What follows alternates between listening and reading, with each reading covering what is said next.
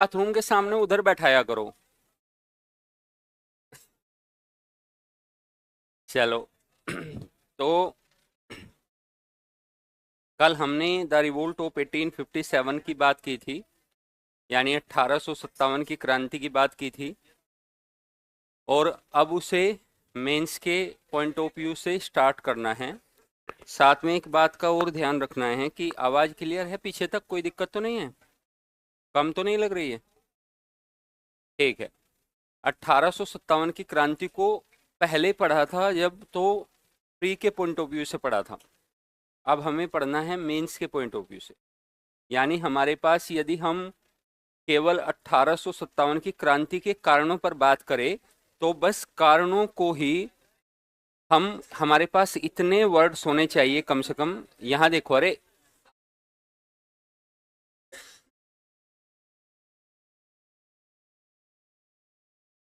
इसे अब दुनिया की कोई ताकत नहीं हिला सकती। तो तुम यहाँ स्थान ग्रहण कर लो। तो आपके पास इतने वर्ड्स होने चाहिए कि आप बड़े वाले लॉन्ग क्वेश्चंस लिख दो। लेकिन कुछ ऐसे सेक्शन होंगे जहां से लॉन्ग क्वेश्चंस बनेंगे नहीं, शॉर्ट क्वेश्चंस ही बनेंगे वहां से। तो वहां एफर्ट भी नहीं करेंगे कि हमारे पास लॉन्ग क्वेश्चंस का मटेरियल हो, उसकी जरूरत भी नहीं पड़ती है। जैसे यदि 1857 की क्रांति में से कोई एक कारण पूछ लिया जाए या कोई एक कथन पूछ लिया जाए, है ना, तो फिर आप क्या कहोगे? जैसे मान लीजिए टी आर होम्स का एक स्टेटमेंट है कि 1857 की क्रांति सभ्यता और बर्बरता के बीच संघर्ष थी, है ना। The revolt of 1857 was a struggle between civilization and barbarism. तो आप क्या कहेंगे फिर? उस पे आपके पास 350 400 शब्द होने की आवश्यकता है ही नहीं। यानी कि वहां आपको 350 400 शब्दों की जरूरत नहीं, बस आप जान लीजिए कि आपके पास 80 90 शब्द हो, 100 वर्ड्स हो तो भी चलेगा, और उन्हें आप बेहतर तरीके से लिख दीजिए तो हो गया काम। बट यदि कॉजेज से बात करें, रीजन से बात करें कि 1857 की क्रांति के क्या कारण रहे, या फिर कुंवर सिंह की भूमिका की बात करें, तो यहां से लॉन्ग क्वेश्चंस भी पूछे जाते रहे। या बच्चों प्रभाव की बात करें तो प्रभाव भी बहुत ज्यादा हुए हैं। भले ही वो पॉलिटिकल इम्पैक्ट के लिए बात ले ले हम, या फिर पॉलिटिकल इम्पैक्ट के साथ साथ में इकोनॉमिकल इम्पैक्ट की बात ले ले, एडमिनिस्ट्रेटिव इम्पैक्ट की बात ले ले, सोशल रिलीजियस इम्पैक्ट की बात ले ले, तो हम बड़े स्तर पर देखते हैं कि प्रभाव भी बड़े स्तरों पर हुए हैं। तो 1857 के रिवोल्ट से, अच्छा जैसे ट्राइबल मूवमेंट्स है, यदि छोटे क्वेश्चंस आएंगे तो संथाल या मुंडा पूछ लेगा, तो आपको 90 100 वर्ड्स में आंसर कर देना है। लेकिन कई बार बिरसा मुंडा के विद्रोह के बारे में, मुंडा विद्रोह की विशेषताएं, है ना, और उसका प्रभाव क्या रहा, ये सारी चीजें पूछेगा, तो आपको फिर लॉन्ग में जाना पड़ेगा। तो कुछ टॉपिक ऐसे होंगे जहां से शॉर्ट ही बन पाएंगे। जैसे यदि आपसे बात करें 1935 के अधिनियम के बारे में, जैसे एक एक्ट के बारे में कल हमने देखा था, 1892 का एक्ट पूछ लिया है कब, 69th बीपीएससी में। तो इसका मतलब सीधा और साफ है कि वहां से शॉर्ट ही बन पाएगा, है ना, लॉन्ग बनेगा ही नहीं वहां से। 350 400 शब्द की अपेक्षा छात्रों से आयोग को करनी भी नहीं चाहिए उससे संबंधित। और 1909 मार्लेमेंटो रिफॉर्म्स जिसे हमने कहा है, मार्लेमेंटो रिफॉर्म्स से भी ये देखा जाएगा कि यदि हिस्टोरिकल पॉइंट ऑफ व्यू से हम बात करें तो बस केवल हम, यदि आप राजनीति विज्ञान के छात्र नहीं हैं तो केवल हम 90 से 100 वर्ड्स की बात कर सकते हैं, बस केवल वहाँ। तो मैं बताना चाहता हूँ कि हमें ये देखना पड़ेगा कि हमारे पास हर टॉपिक से संबंधित वर्ड्स हो, बट कुछ टॉपिक्स ऐसे हैं जिसमें कम वर्ड से भी काम चल जाएगा, और उसमें हमें ज़्यादा की आवश्यकता या अपेक्षा भी नहीं करनी चाहिए। तो अब हमें, कल तो हमने रिवोल्ट ऑफ 1857 के बारे में कुछ बातें आपको समझाई थी, पूरा बैकग्राउंड बता दिया था, है ना। पहले तो सिलेबस बताया था, फिर बैकग्राउंड बताया था कि कैसे कैसे हम आगे बढ़ेंगे। जैसे हमने बताया था कि हम सबसे पहले एक भूमिका को पढ़ेंगे, है ना, फिर उसके बाद में हम कॉजेज यानी रीजन्स पढ़ेंगे कि इस क्रांति के वास्तव में कारण क्या थे। फिर इसके बाद में हम लोग ये देखेंगे कि क्रांति का विस्तार कैसे हुआ, एक्सपेंशन कैसे हुआ। विस्तार, विस्तार के साथ में यहाँ पे हमें फैक्चुअल नहीं होना है। विस्तार के साथ में हमने फैक्चुअल इसलिए नहीं होना है क्योंकि वो हम हो चुके वहाँ, कहाँ, प्री के टाइम पर।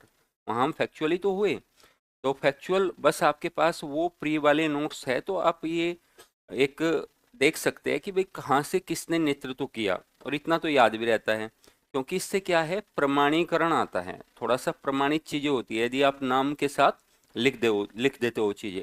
हालांकि हम अपने क्वेश्चंस में, आंसर में, सॉरी बच्चों, बहुत ज़्यादा फैक्ट्स नहीं डालेंगे, बहुत ज़्यादा फैक्ट्स डालने की आवश्यकता भी नहीं होती, लेकिन कहीं कहीं डालने की आवश्यकता भी देखी जाती है। हम बताया करेंगे आपको कि कैसे डालना है। फिर असफलता के कारण को जी, जो फेलियर ऑफ दिस रिवोल्ट है ना, यानी कि क्या कारण रहे। अच्छा बच्चों, ये जो कारण है, कारण में तो हमें बहुत सारी चीज़ों को हम देख सकते हैं, है ना। सोशल बैकग्राउंड देख सकते हैं, रिलीजियस बैकग्राउंड देख सकते हैं, व्यापक स्तर पर देख सकते हैं सोशल बैकग्राउंड को भी हम लोग, और एक्सपेंशन के साथ देख सकते हैं। जैसे जो प्रीलिम्स में देखा था वो तो कुछ ही सेक्शन देखे थे, और एक ब्रॉड वे में देख सकते हैं। साथ में रिलीजियस कॉजेज या फिर कल्चरल कॉजेज, साथ में एडमिनिस्ट्रेटिव कॉजेज या पॉलिटिकल कॉजेज क्या क्या रहे, वो सारी चीज़ें हम डिटेल के साथ देख सकते हैं। यहाँ पे केवल कारण से क्वेश्चन बने तो हम कारण से ही लिख दे पूरा क्वेश्चन। इसके बाद हम परिणाम देखेंगे कि इम्पैक्ट क्या हुआ या रिजल्ट क्या हुआ, ठीक है, क्या प्रभाव पड़ा, यानी कि 1857 के रिवोल्ट का भारत पर प्रभाव कैसा रहा, है ना। क्या पॉलिटिकल इम्पैक्ट है, क्या इकोनॉमिकल इम्पैक्ट है, क्या रिलीजियस इम्पैक्ट है। नेचर ऑफ द रिवोल्ट यहाँ थोड़ा सा एक अलग हटके एस्पेक्ट मिलेगा आपको, बिल्कुल जो अब से पहले आपने नहीं देखा। यानी यहाँ बात होगी स्वरूप को लेकर। स्वरूप का मतलब है कि प्रकृति कैसी है आंदोलन की, है ना।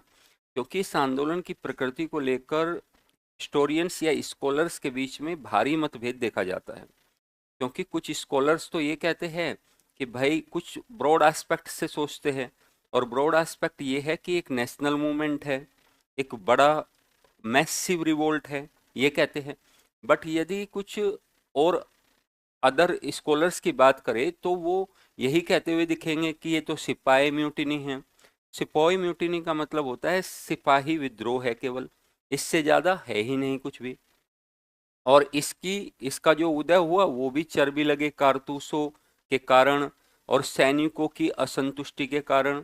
यानी कि जो मिलिट्री रीजन्स है जिसमें भी है, चाहे वो वेतन को लेकर हो, चाहे वो सुविधाओं को लेकर हो, चाहे वो तिलक और पगड़ी की ट्रेडिशन को लेकर हो, इन सब ट्रेडिशन को लेकर हो, तो ये सारे जो है, इसलिए क्यों नाराज हो गए सिपाही, और सिपाहियों के नाराज होने के बाद स्थिति बहुत प्रतिकूल हो गई, और सिपोई म्यूटनी ही व्यापक रूप ले लेता है और बाद में सारे लोग उससे जुड़ जाते हैं।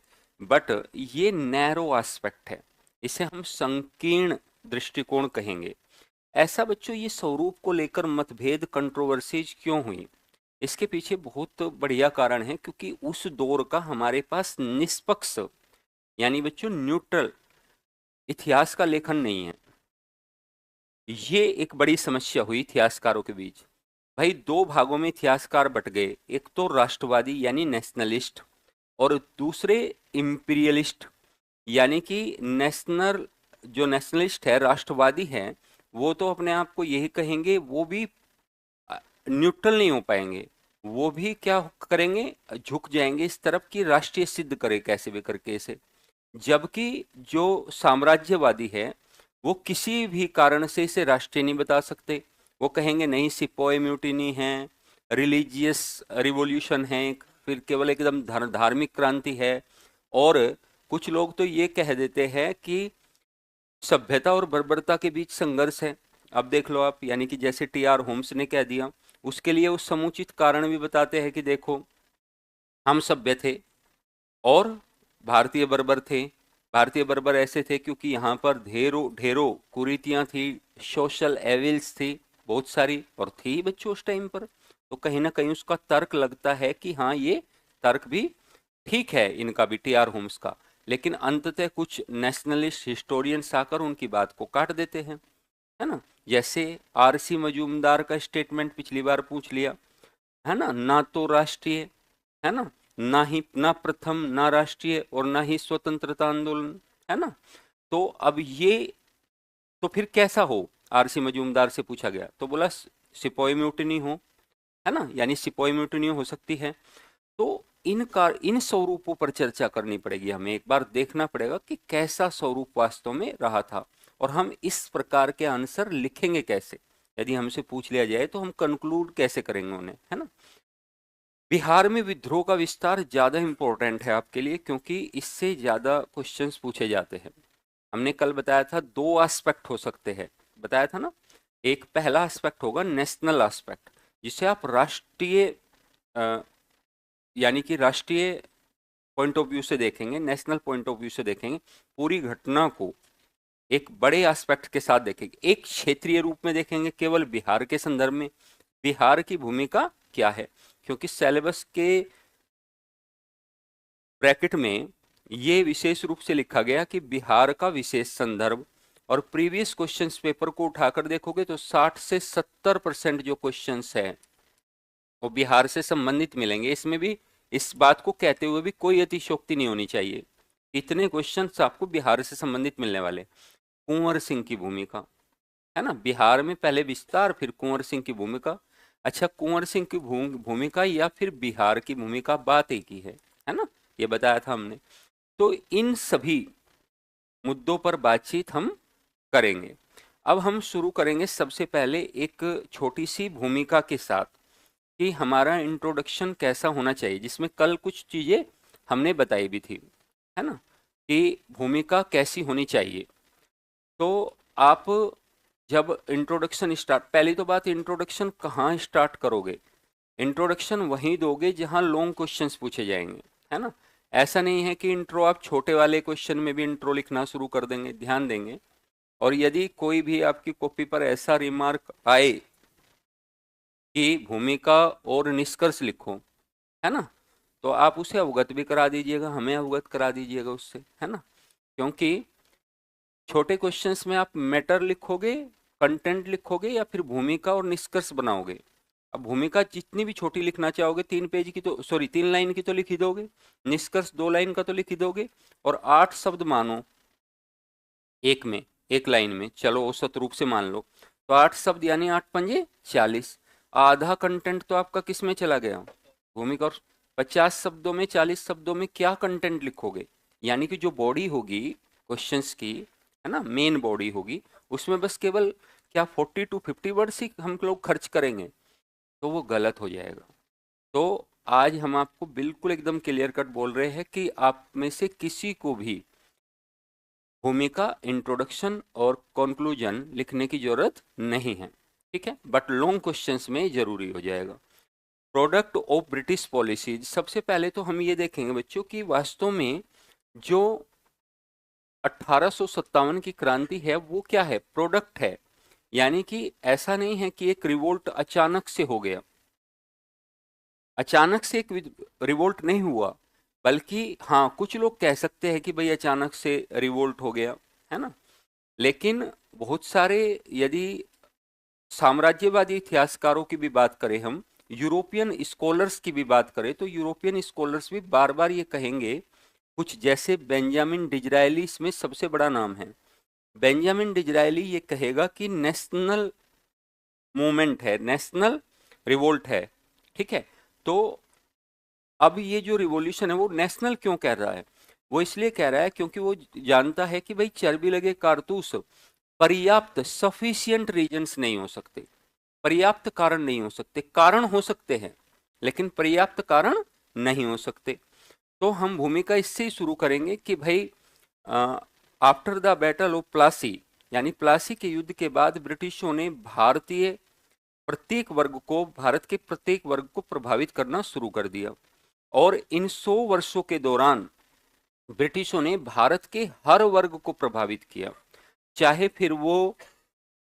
फिर वो पीजेंट्स यानी किसान हो, चाहे वो लेबर क्लास हो, चाहे वो ट्रेडर्स हो, चाहे वो सोल्जर्स हो, चाहे वो जमींदार हो, सभी वर्ग प्रभावित हुए।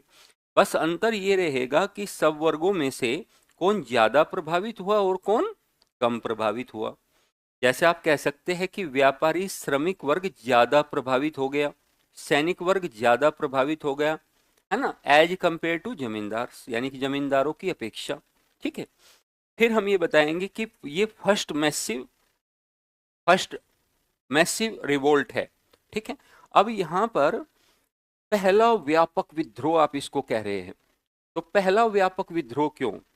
पहला व्यापक विद्रोह इसलिए क्योंकि इससे इसके अलावा जितने भी विद्रोह भारत में हुए हैं इससे पहले, आप याद करो, यानी कि जो uprisings against British rule in India, जिनको हमने कई कैटेगरी में डिवाइड किया था, है ना, देख याद भी होगा आपको, रिलीजियस जो अपराइजिंग्स थे, कुछ पॉलिटिकल रिलीजियस अपराइजिंग्स थे, साथ में रिलीजियस के अलावा कुछ और अपराइजिंग्स थे, यानी कि डिपेंडेंट्स के अपराइजिंग थे, है ना, और डिपेंडेंट्स यानी कि निर्वासित शासक जो डिपोज्ड रूलर्स थे उनके थे। तो ये सारे के सारे अपराइजिंग्स कहीं ना कहीं क्षेत्रीय अपराइजिंग्स है।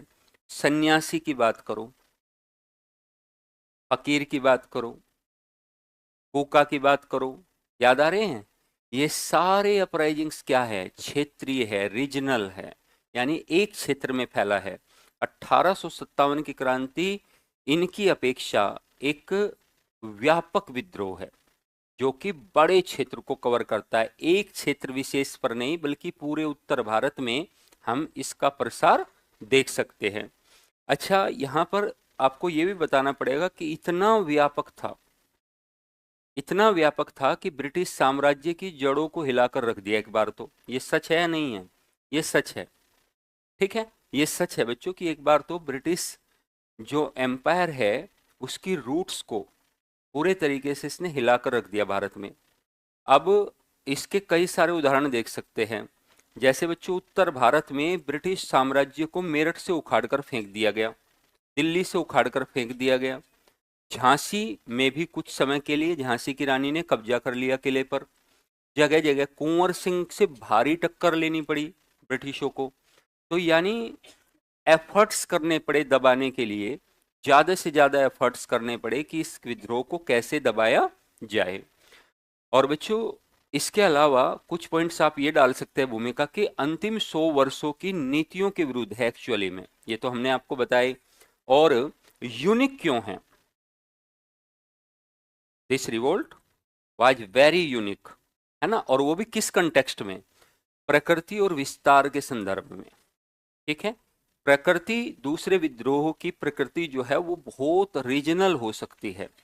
जैसे बच्चों ट्राइबल्स मूवमेंट्स है, तो उनकी जो प्रकृति है वो रीजनल प्रकृति है, क्षेत्रीय है।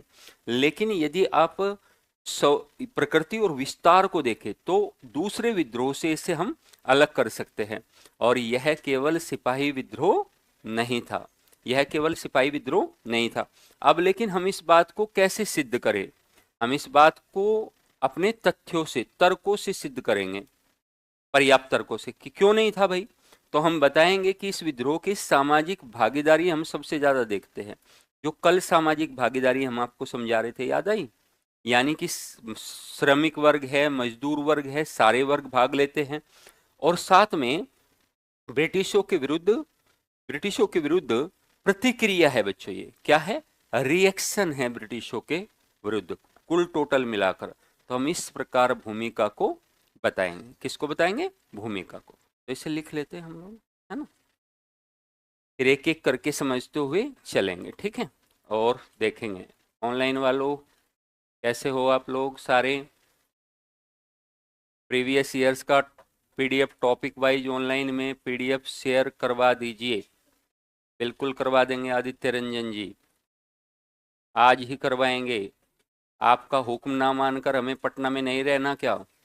आज ही करवाएंगे। तो गुड मॉर्निंग बच्चों। ठीक है, चलिए, बहुत बढ़िया। और तुम लोग बहुत अच्छे से समझना और सारी चीज़ों को लिखना और आपस में बातचीत में इसमें कम करना तुम। ठीक है, इस मोह को छोड़ना पड़ेगा तुम्हें। चलो, बिल्कुल ठीक है बेटा। चले बच्चों, बिल्कुल ऑनलाइन पर ध्यान देंगे भाई। ऑनलाइन, अरे ऑनलाइन पर ध्यान नहीं देंगे तो फिर बताया नहीं कि पटना में कैसे रहेंगे। लिखे बच्चों, पहला पॉइंट नोट करें।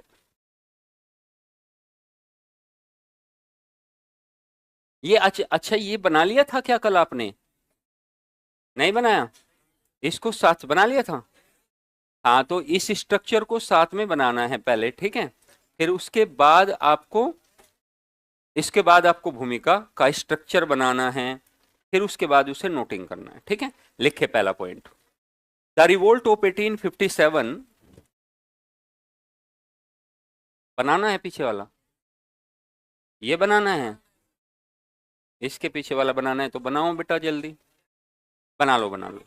ये हो गया ये, तो ये बना लो आप लोग, फिर नोटिंग करवा देंगे। ये बनाओ जल्दी से, आदत डलवा देते हैं तुम्हें एक दो दिन में बनाने की, तो घर में जाके तो तुम माशाल्लाह हो जाते हो। और आजकल तो रजाई का मोह ज़्यादा हो जाएगा, कंबल और रजाई का होने लगा होगा। तो इसलिए हम घबराएंगे कहते हुए कि मनन चिंतन करो, तुम दूसरा ही चिंतन कर लोगे।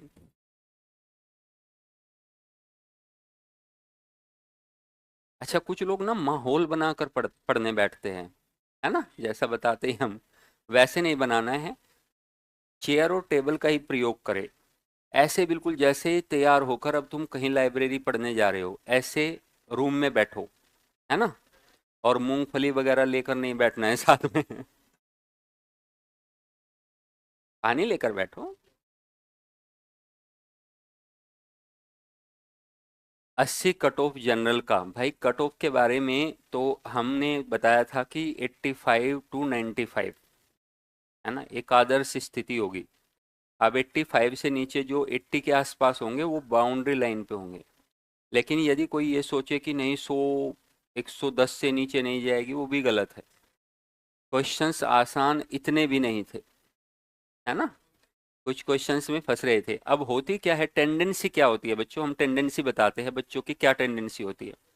जैसे तीन क्वेश्चन बदल दे बेटा, ठीक है। जैसे कुछ कुछ तीन क्वेश्चंस लगभग आसान दिख गए, 5-10 क्वेश्चन आसान दिख गए, बहुत आसान दिख गए, तो बस ये शोर मचाता हुआ आ रहा है बाहर, है ना। हाँ, कि बस इससे साफ आसान पेपर तो आज तक किसी भी आयोग ने दिया ही नहीं होगा। जबकि बच्चों बहुत सारे क्वेश्चंस हार्ड भी तो थे, है ना। तो उनको कैसे करेंगे आप? तो इसलिए इतना भी आसान पेपर नहीं था, आप मानिए इस बात को। और हाँप गए बच्चे 100 का स्कोर करते करते, है ना। हाँ, ये सच्चाई है, और ऐसा नहीं है। हालांकि कुछ बच्चों का अच्छा रहा होगा, हमें पता है। कितने कितने बच्चे आशान्वित है इस क्लासरूम में, और इसमें शर्माने की कोई बात नहीं है कि तुम लोग शर्म, कितने बच्चे आशान्वित है इस बात को लेकर कि प्री हो रहा है। एग्जाम कैंसिल की मत सोचो आप, बस बताओ। बताओ अब हम क्यों ना कहे कि ऊपर से कूद जाए क्या। गिनकर 5 बच्चे हैं जो इनको जिनको विश्वास है, ऐसा नहीं है, और भी बच्चे होंगे। आप तो है ही। चलो बहुत बढ़िया है, लिखो बेटा लिखो। हाँ, ये हो गया, ये भी लिखो फिर। ये लो, ये बनाकर बना लो, 1 मिनट में कुछ होता नहीं है।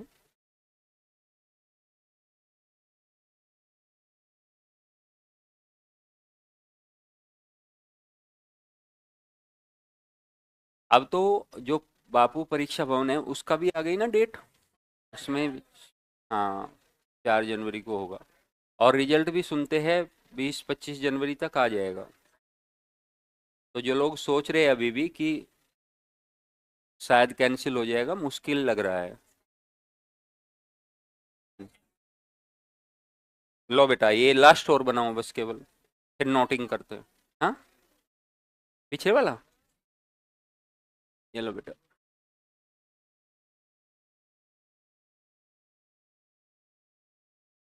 बस 1 मिनट में कर रहे हैं।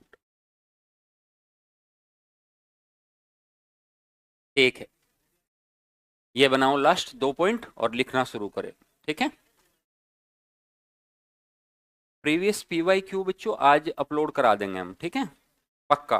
हाँ, इंग्लिश में भी अपलोड कराएंगे, परेशान मत हो, आज पक्का करा देंगे अपलोड।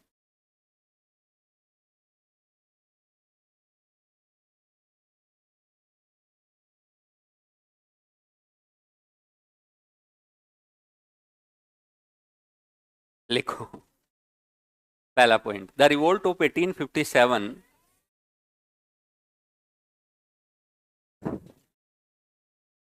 अच्छा देखो, अब सीधे सीधे तौर पर हमारे सामने पॉइंट्स आ गए कि क्या हम पॉइंट्स भूमिका में डाल सकते हैं। आ गया क्लियर दिमाग में? अब बस इसे नोटिंग करते हैं लैंग्वेज में। The revolt of 1857 was the product of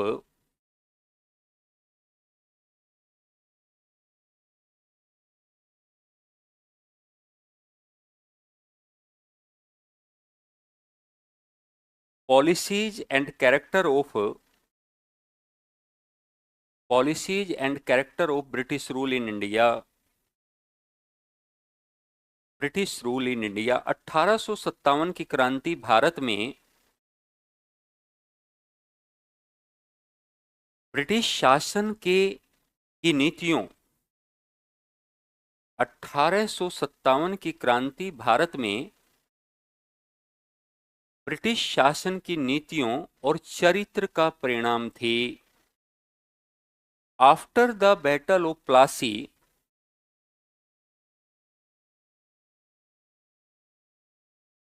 after the battle of Plassey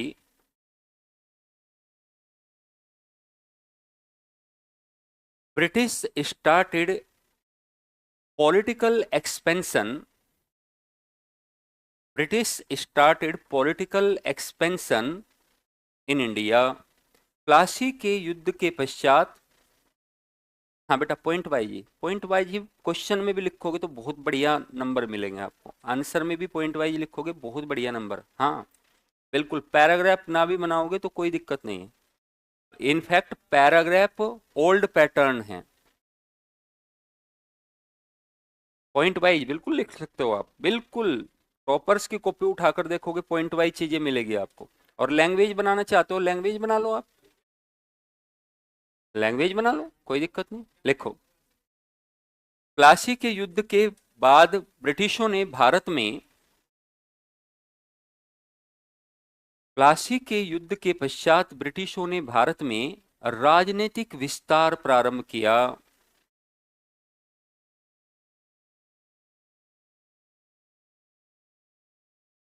during this expansion,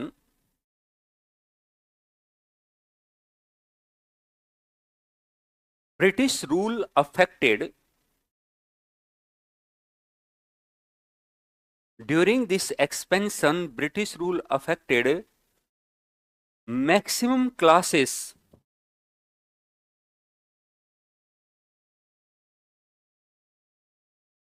of Indian society. इस विस्तार के दौरान ब्रिटिशों ने भारत के अधिकांश वर्गों को प्रभावित किया, अधिकांश वर्गों को प्रभावित किया। द रिवोल्ट ऑफ 1857,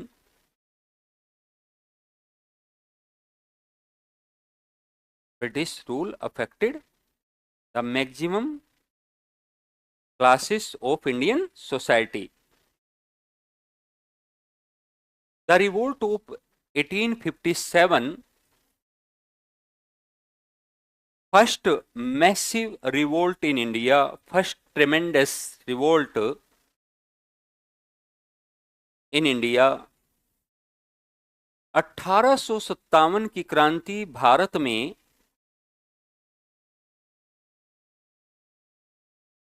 प्रथम व्यापक विद्रोह था।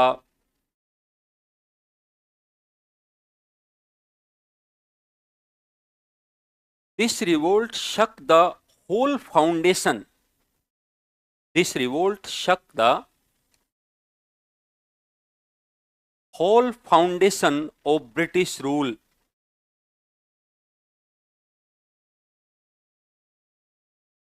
in India. इस विद्रोह ने ब्रिटिश साम्राज्य की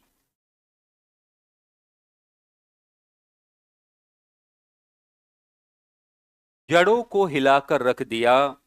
ब्रिटिश साम्राज्य की जड़ों को हिलाकर रख दिया। वो वाला एग्जॉस्ट फैन बंद करवा दीजिए। ब्रिटिश साम्राज्य की जड़ों पर प्रहार किया या जड़ों को हिलाकर रख दिया। इन दिस, अगला पॉइंट लिखो।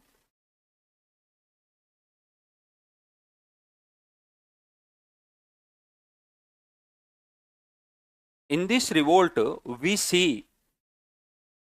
social participation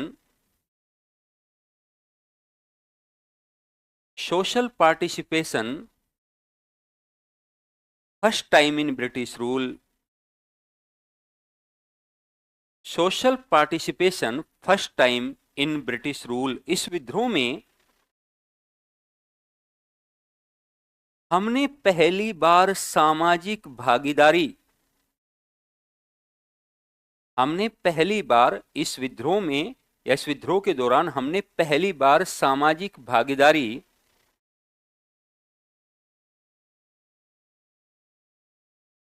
व्यापक स्तर पर देखी।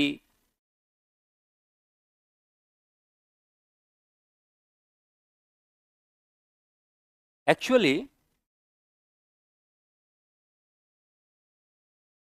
it is unique revolt in the context of, actually it is unique revolt in the context of nature and expansion. वास्तव में प्रकृति और विस्तार के कारण, वास्तव में प्रकृति और विस्तार के कारण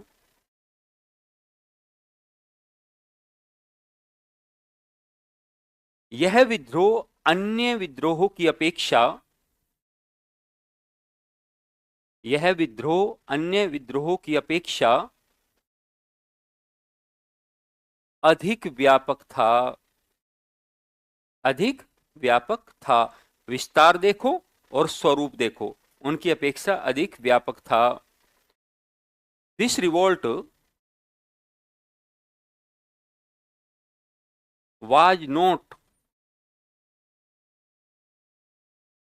was not a sepoy mutiny only. यह विद्रोह मात्र एक सैन्य विद्रोह नहीं था, यह विद्रोह एक सैन्य विद्रोह नहीं था।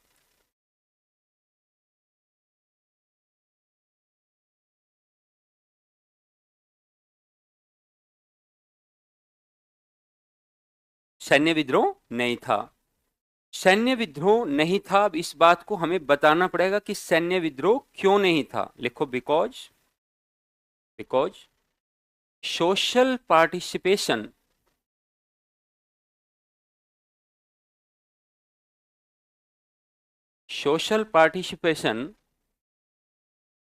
was seen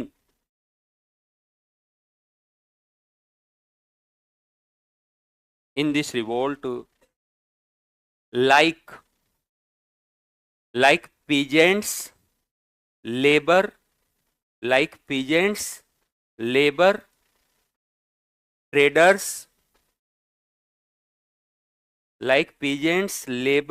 traders, zamindars and soldiers etc. यह विद्रोह केवल सिपाही विद्रोह नहीं था, बल्कि इसमें अन्य वर्गों की भी भागीदारी देखी जा सकती है।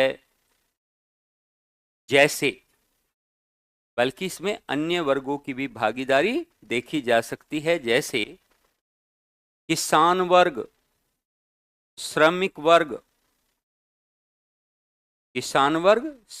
वर्ग, व्यापारी वर्ग, किसान वर्ग, श्रमिक वर्ग, व्यापारी वर्ग, जमींदार वर्ग और सैन्य वर्ग, और सैन्य वर्ग, इनकी भी भागीदारी देखी जा सकती है। इसलिए ये क्या है, एक व्यापक विद्रोह है। अब समझ में आया, केवल सिपोई म्यूटिनी नहीं है। It can be said that, it can be said that it was a strong reaction, it was a strong reaction against British rule। ऐसा कहा जा सकता है कि, ऐसा कहा जा सकता है कि यह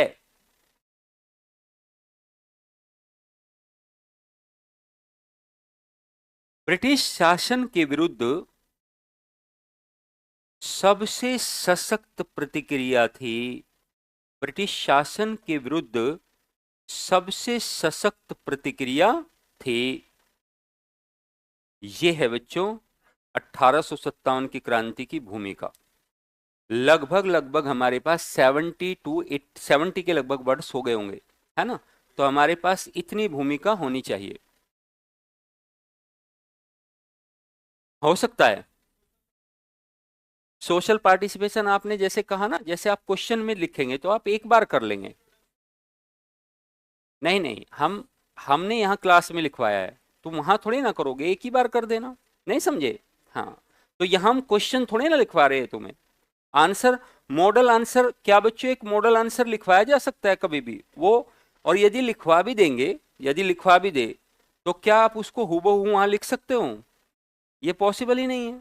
तो वहां देख लेंगे ध्यान से, हम यहाँ भाषा शैली के अनुसार आपको चीजें बताते हुए चलेंगे, ठीक है। अब जैसे लिखो causes of the revolt, reasons of the revolt.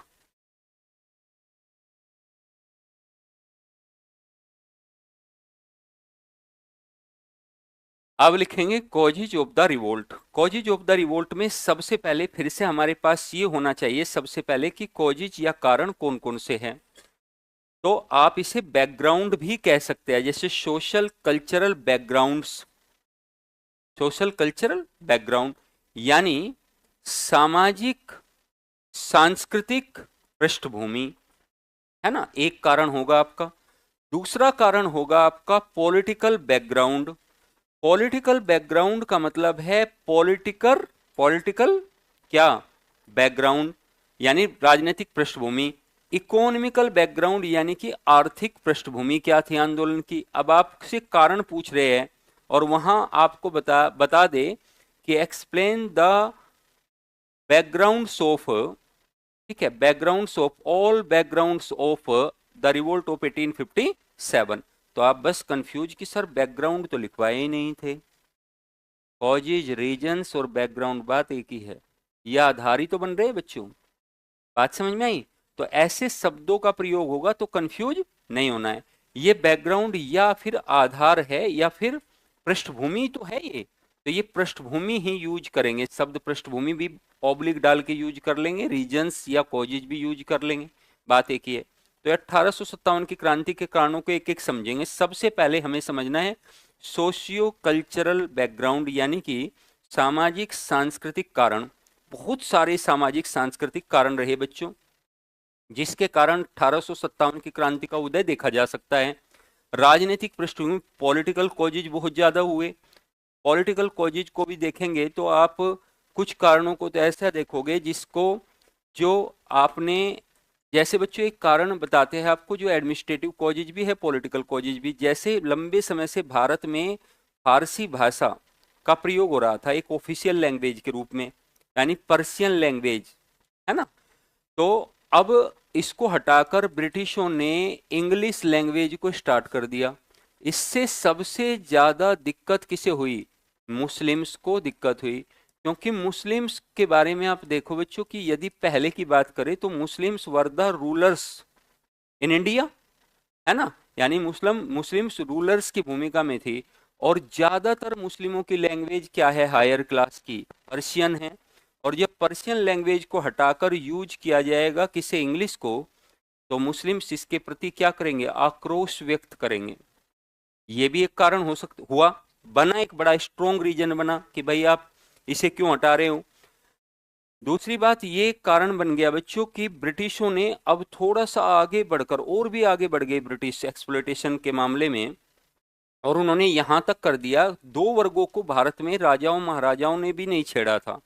जैसे बच्चों जो मौलवी मस्जिद के दौरान और महंत चर्च के दौरान, सॉरी महंत गुरुद्वारे में, और पुरोहित की बात करें तो पुरोहित मंदिरों में, और इन्हें किसी भी राजा भी नहीं छेड़ते थे इन्हें। कई बार आपने देखा था बच्चों, जैसे भूमि भी टैक्स, जो टैक्स रहित भूमि होती थी, कर रहित भूमि होती थी, वो दी जाती थी इन्हें, कर मुक्त बोले उसे ज्यादा ठीक रहेगा, है ना, टैक्स फ्री लैंड।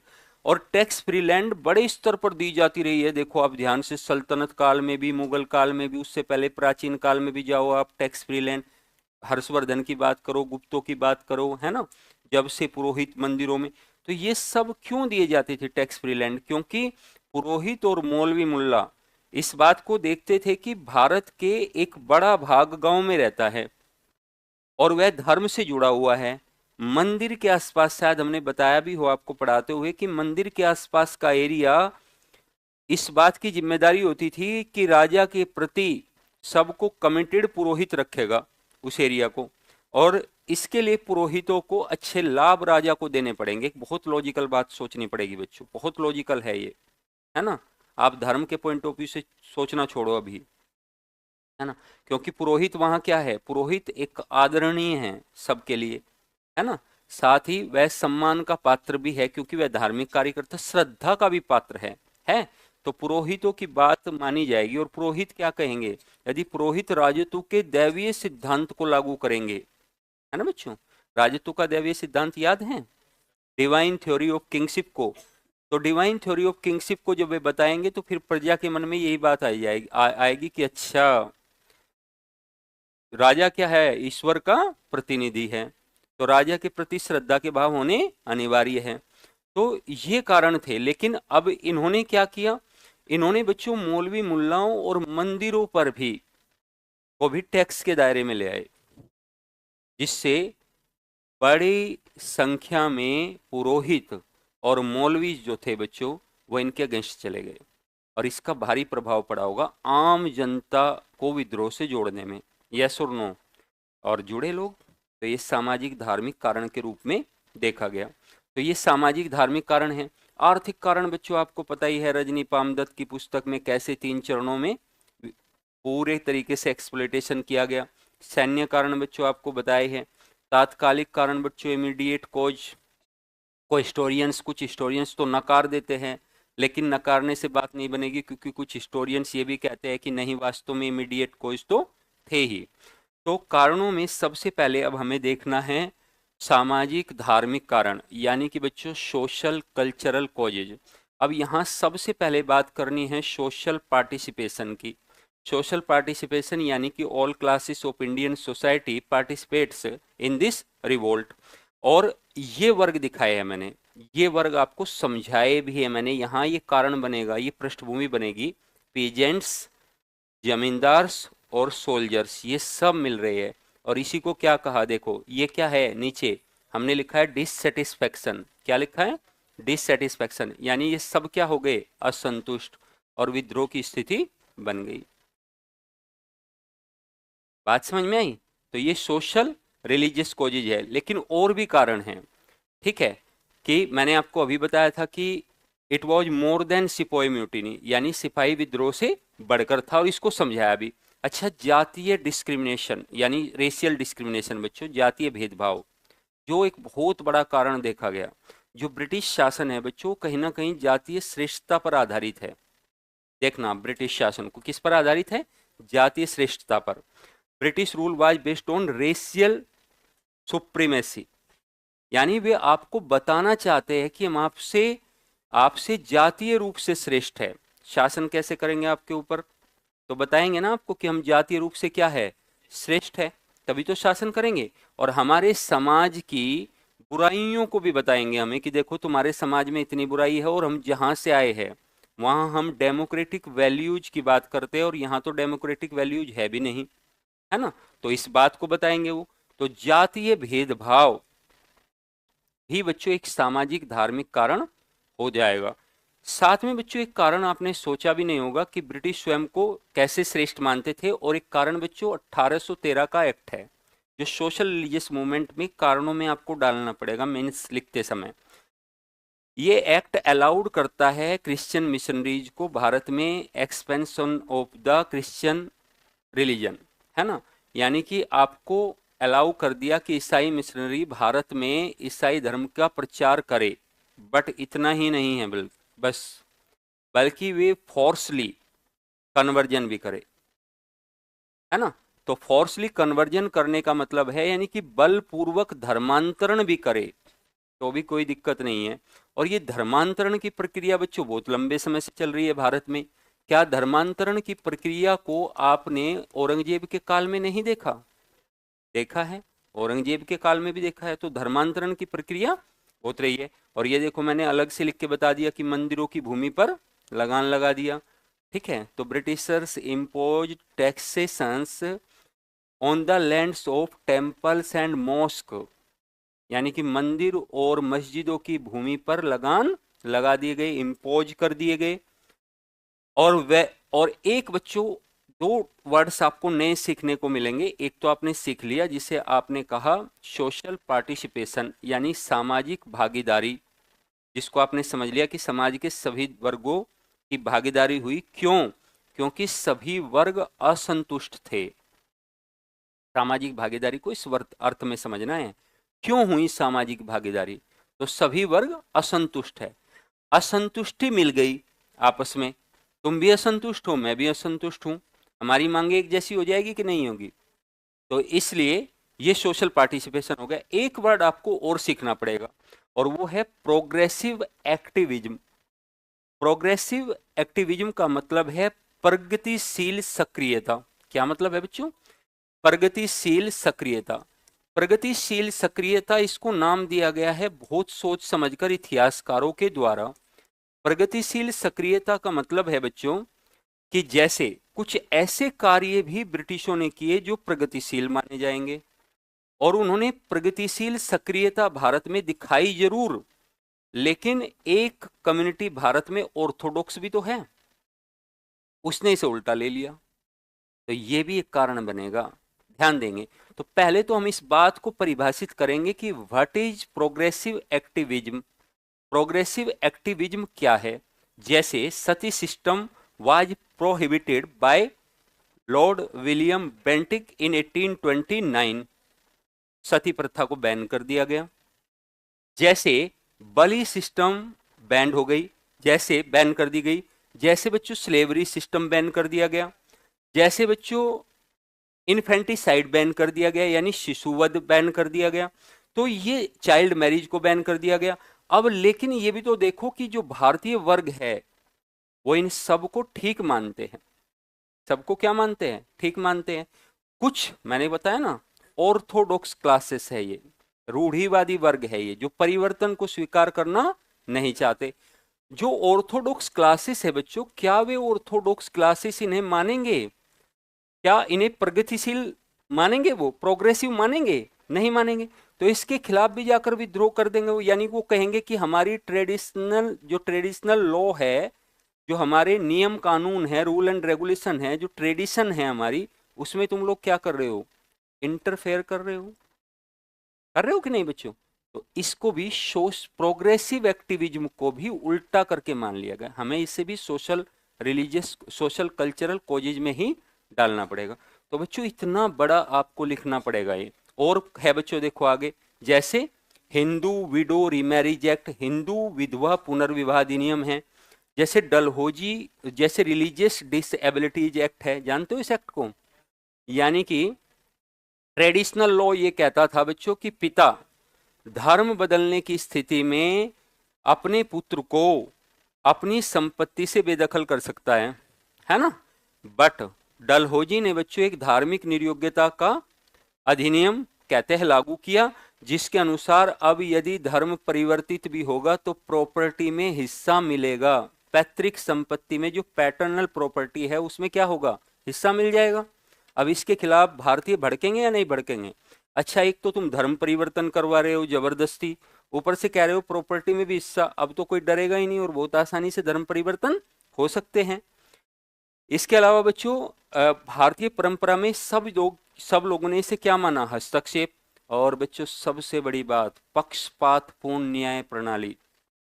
यदि साधारण जन समाज के मन में ये बात आ जाए, एक बार ध्यान से सुनेंगे, जो कॉमन पीपल है, कॉमन मास है, उसके मन में यदि एक बार ये बात आ गई कि भाई ये तो पक्षपात पूर्ण तरीके से काम कर रहे हैं, जैसे बच्चों आयोग की छवि बन रही है थोड़ी थोड़ी सी, है ना, इस तरीके की बच्चों के मन में है या नहीं है, तो आपके मन में एक बार तो आपका कहीं ना कहीं मनोबल भी क्या होता है, टूटता है थोड़ा बहुत। इसमें भी फर्क तो पड़ता है। हालांकि आप सोचते हैं नहीं यार मैं मेहनती हूं और मेहनत के बल पे भी चीजें अच्छी की जा सकती है, और इसमें कोई संदेह भी नहीं है बच्चों, आप बिल्कुल सही सोच रहे हैं, मेहनत के बल पर बहुत सारी चीजें की जा सकती है। यदि आपने परिश्रम किया है तो आपको उसका फल अवश्य मिलेगा। तो पक्षपात पूर्ण न्याय प्रणाली थी, यानी यानी बायस्ड जस्टिस सिस्टम है। अब न्याय कहने के लिए तो ब्रिटिशर्स कहते हैं कि देखो हमने ऐसी न्याय प्रणाली भारत में लागू की है, हमने भारत में ऐसी न्याय प्रणाली लागू की है जो सबको न्याय देगी। लेकिन बच्चों सबको न्याय मिलेगा कहाँ, बड़ा ही कॉम्प्लेक्स या जटिल जस्टिस सिस्टम था यहाँ पर, और आम लोग न्यायालय में उसे न्याय मिल जाएगा ब्रिटिश के खिलाफ, क्योंकि आपके ऊपर अन्यायकर्ता कौन है ये भी तो देख लो एक बार, ब्रिटिशर्स है। और ब्रिटिशर्स के खिलाफ आप आवाज उठाओगे तो कैसी स्थिति बनेगी, है ना, तो यह होता ही रहता था। तो पक्षपात पूर्ण न्याय प्रणाली भी क्या बन गई, एक आधार का रूप का या पृष्ठभूमि का काम किया इसने भी। और ध्यान से सुनो, आपके मुकदमे भी भारतीय नहीं सुन सकते, क्योंकि भारतीयों को तो ऊंचे रैंक दिए ही नहीं गए थे, है ना। कॉर्नवालिस ने साफ कहा था कि भाई ये बहुत अकुशल लोग हैं और भ्रष्ट लोग हैं, अयोग्य लोग हैं, अतः इनको हायर रैंक नहीं दिए जाएंगे, ना तो सिविल सर्विसेज में, ना सेना में, और ना न्यायिक प्रणाली में, यानी कि किसी में नहीं, जुडिशियरी में भी नहीं, एडमिनिस्ट्रेशन में भी नहीं, और आर्मी में भी नहीं। और यही तो स्तंभ है भारत में ब्रिटिश शासन के। There were 4 pillars of British empire in India, first administration, second judiciary, third army and fourth police system. ये 4 ही तो पिलर थे, इन पर टिका हुआ है पूरा ब्रिटिश एम्पायर, पूरा ब्रिटिश साम्राज्य। तो न्यायिक प्रणाली में आपने पक्षपात कर दिया। दूसरे स्तरों पर भी कलेक्टर कौन चुना जा रहा है भारतीय, कोई भी नहीं, सब हायर रैंक पर ब्रिटिशर्स हैं। और आप इस नीति को कहकर कर रहे हो घोषित, क्यों ब्रिटिश भारतीयों को क्यों नहीं शामिल कर रहे हो, तो बता रहे हो बकायदा कि अकुशल है, अयोग्य है, इसलिए नहीं कर रहे हैं शामिल। नहीं समझ पा रहे हो, तो ये चीजें लिखे बच्चों, इसको लिख लेंगे, फटाफट लिख लेंगे। प्रोग्रेसिव एक्टिविज्म क्या है ये भी समझा देंगे आपको, तो डिटेल से सारी चीजें करेंगे हम लोग। लिखे बच्चों, बना लेना बाद में, पहले लिखे, ठीक है। हाँ हाँ हाँ हाँ, बाद में बना, हाँ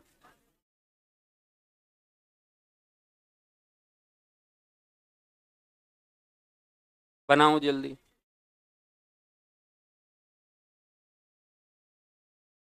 भाई यही तो है बेटा। अच्छा कोई नहीं, 1 मिनट ही नहीं, बना दो, आज बनवा देते हैं, कल से फिर खुद बनाना है ना। सर फैन चलवा दिया जाए।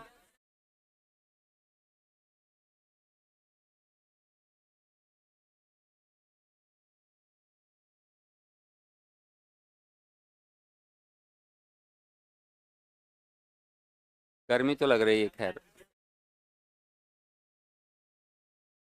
कुछ लोग ज्यादा कपड़े भी पहन लिए हूँ, इसलिए भी तुम लोगों को लग रही है।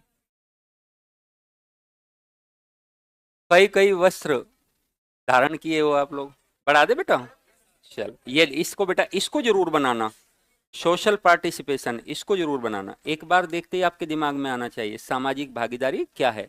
इसको बेटा डिससेटिस्फैक्शन यानी कि असंतोष बोलना है ना, यानी असंतोष कैसे हुआ।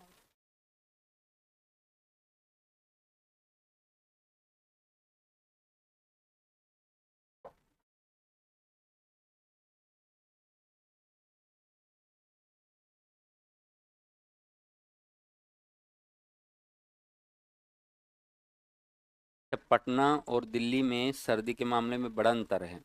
अभी आप दिल्ली जाओगे ना तो बहुत सर्दी है वहाँ, और यहाँ ऐसा नहीं है, यहाँ भीड़ है। तो और पटना में देखो, पटना में अभी दिन में तो आप ये हल्की सी जैकेट भी डालने में दिक्कत है ना। क्लास में नहीं, बाहर भी ऐसा ही लगता है, मतलब नॉर्मल मौसम लगता है।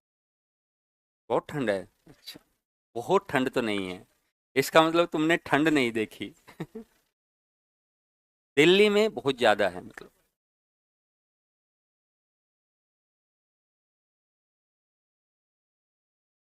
ग्रामीण क्षेत्रों में ज़्यादा मिलेगी बल्कि, है ना। हाँ।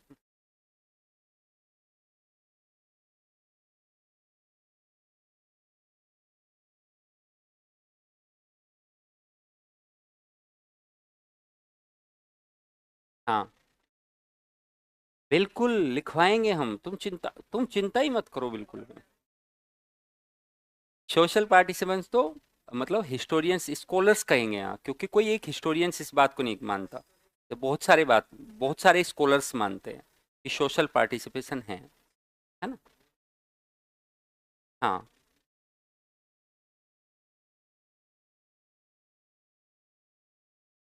100 वर्ड्स लिख कर छोड़ दीजिए। ठीक है बेटा, जितने में हो जाए बस। आप अतिक्रमण करोगे तो दिक्कत होगी फिर, है ना। तो कितने शब्द आप लिखोगे, कैसे नहीं कैसे, ये बात है। क्या पेपर फर्स्ट का आपने बच्चों एक बार अनुमान लगाया है? आप करते रहो अपना काम, हम बता रहे हैं बस। पेपर फर्स्ट का आप अनुमान लगाओ, यानी बच्चों कुल मिलाकर 100 × 5, 500 शब्द तो बच्चों आप एक में लिख दोगे। 350 एक में लिख दोगे, 350 एक में लिख दोगे। 700 और 500 1200 तो आपने केवल हिस्ट्री में लिख दिए। देखो बहुत छोटा सा गणित बता रहे बेटा आप। 1200 ही बेटा आपको करंट में लिखने हैं।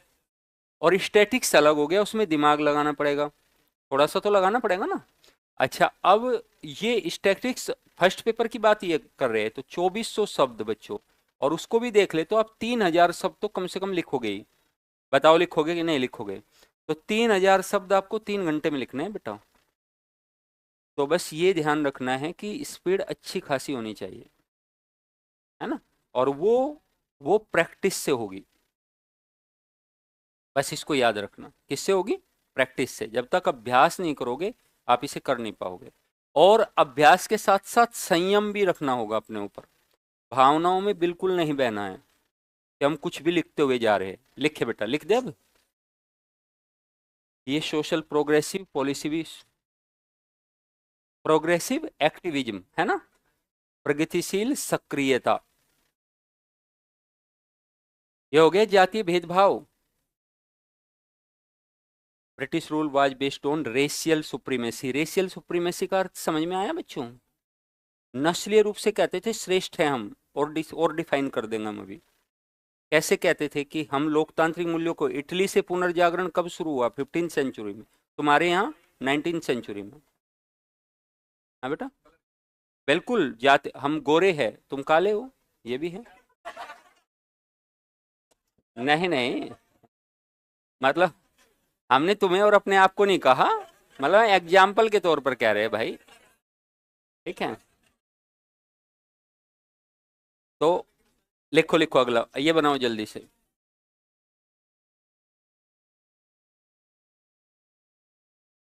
बन गया? चलवा दिया जाए फैन, आकाश जी। फिर कोई ये नहीं कहेगा कि सर अब फैन बंद करवा दीजिए। ये ना चलवाए।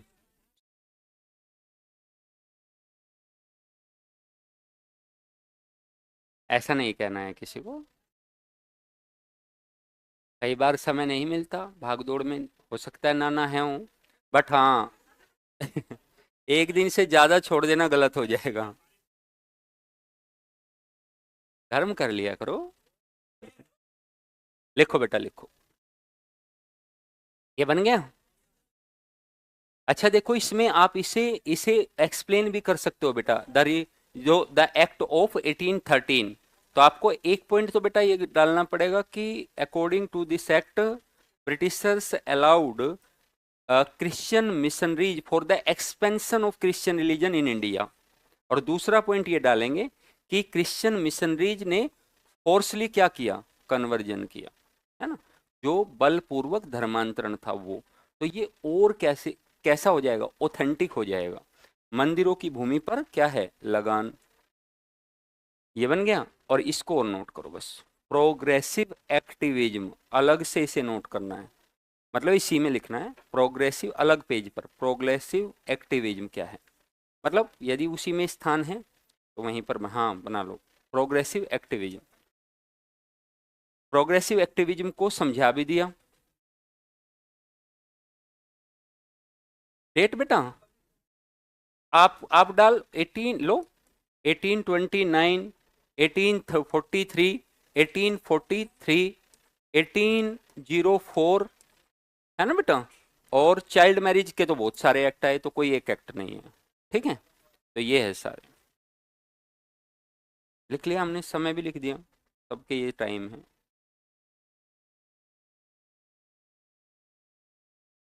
अच्छा बच्चों, यहाँ पर है एक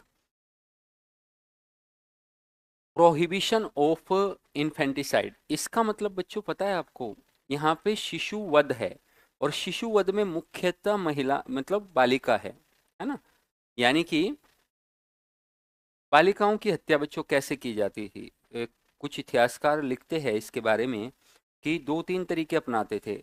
या तो आप अफीम दे दो ओवरडोज में, ठीक है, अफीम दे दी जाती थी तो हत्या हो जाती थी शिशु की। साथ में आप ओवरडोज देने के साथ गला दबा कर मार देते थे कई बार लोग, ठीक है, इस तरीके से दबा मार देते थे, या फिर बच्चों पानी में डाल के मार देते थे, है ना। रीजन ये था कि पुत्र, जो बच्चों जो बालिका है उसका जो जन्म है बच्चों, ठीक है, फीमेल चाइल्ड का जो जन्म है वो अस्वागत योग्य माना जाता था, है ना, अनवेलकम, अनवेलकम माना जाता था उसके, है ना। तो एंशियंट वाला टाइम, और उसी को बस वो हत्या कर देते थे। ये लिखो बच्चों, ये भी प्रोग्रेसिव एक्टिविज्म है। बैक, ये 5 लिखने हैं इधर और उधर।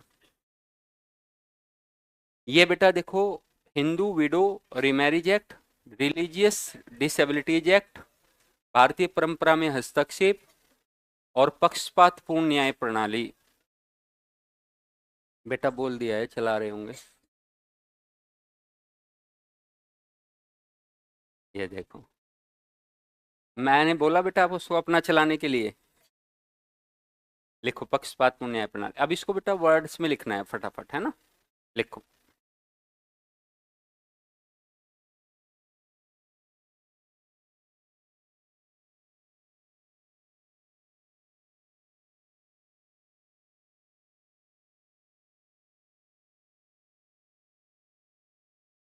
अभी तो बताया था, नहीं समझे। अच्छा, पहले जो ट्रेडिशनल लॉ था वो ये था कि यदि तुम धर्म बदलते हो तो तुम्हारे पिता अपनी प्रॉपर्टी से तुम्हें बेदखल कर सकते हैं, और तुम्हें, हाँ, हम अलग कर देंगे। पिताजी कह सकते हैं कि तुम्हें अपनी प्रॉपर्टी में हिस्सा नहीं देंगे, जाओ बदल लो धर्म, ठीक है। बट रिलीजियस डिसेबिलिटीज एक्ट में क्या था कि ये डलहौजी के काल में आया, और इसमें कहा गया कि कोई भी पिता अपने पुत्र को बेदखल नहीं कर सकता। लिखो,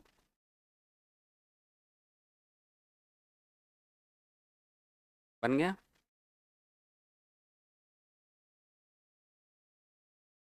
अच्छा बच्चों, क्या आपके मन में क्वेश्चन होगा कि क्या इस तरह के डायग्राम हम एग्जाम में भी बना सकते हैं।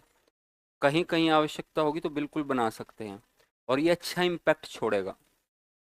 हाँ, ये अच्छा इम्पैक्ट छोड़ेगा, मतलब बहुत अच्छा इम्पैक्ट छोड़ेगा ये। तो इसे बना सकते हैं। अब लिखिए बच्चों पहला पॉइंट, पहला रीजन। लेकिन पता होना चाहिए कि कहाँ बना रहे हो, कहीं भी नहीं बना देना है। हाँ, देखो,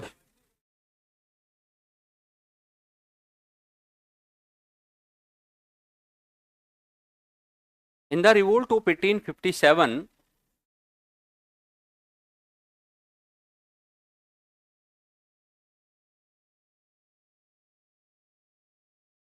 In the revolt of 1857, we see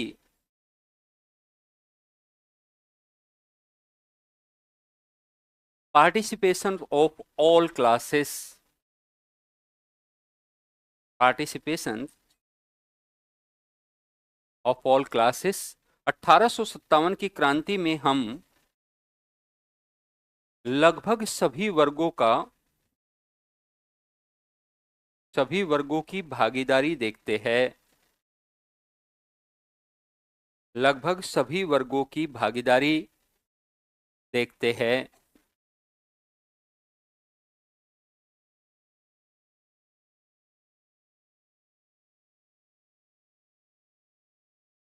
This ideology is also known as social participation. इस विचारधारा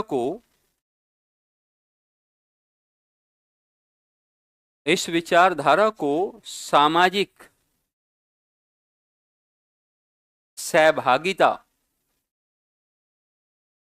का नाम दिया गया है। इस विचारधारा को सामाजिक सहभागिता का नाम दिया गया है।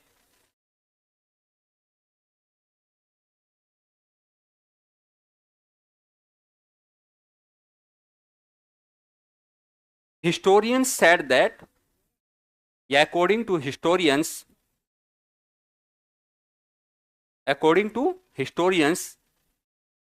when labor classes,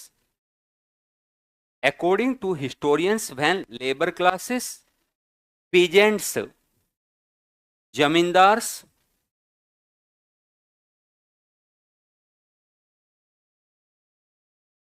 and soldiers participated in a rebellion, it is called social participation. Social participation की परिभाषा लिखवाई हमने। देखिए, इतिहासकारों के अनुसार जब किसी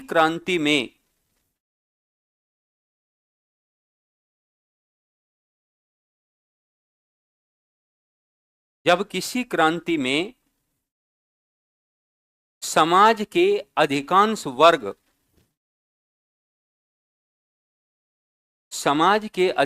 वर्ग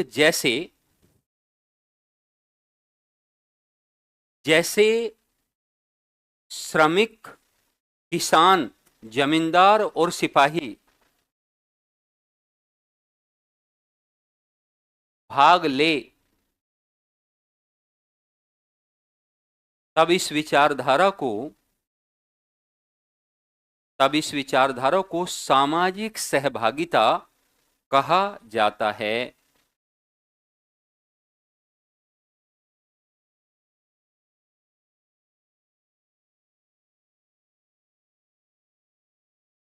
Here it is notable,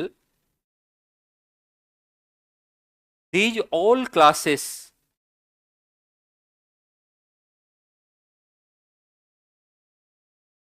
were dissatisfied.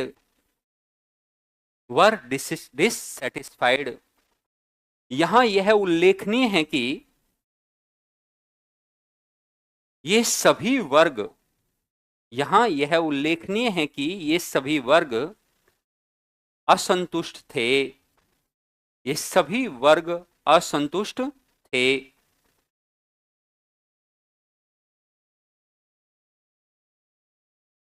That's why the conditions of rebellion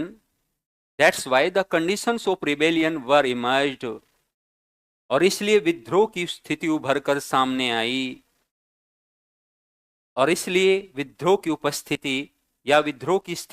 उभर कर सामने आई।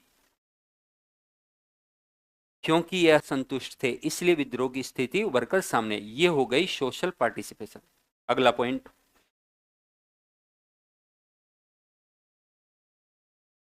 it can be said that यह भी कहा जा सकता है कि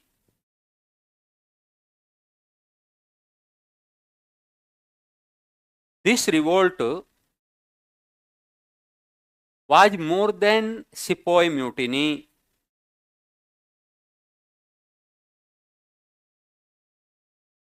यह भी कहा जा सकता है कि यह विद्रोह सिपाही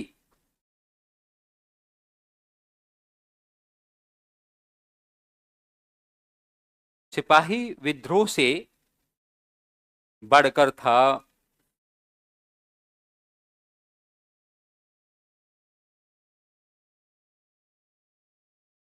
सोशल, अगला पॉइंट रेशियल डिस्क्रिमिनेशन, अगला पैराग्राफ चेंज करके अगला पॉइंट बनाकर रेशियल डिस्क्रिमिनेशन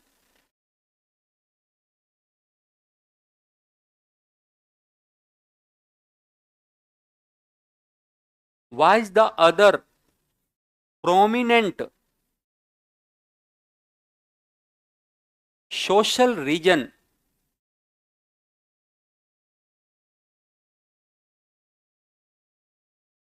for the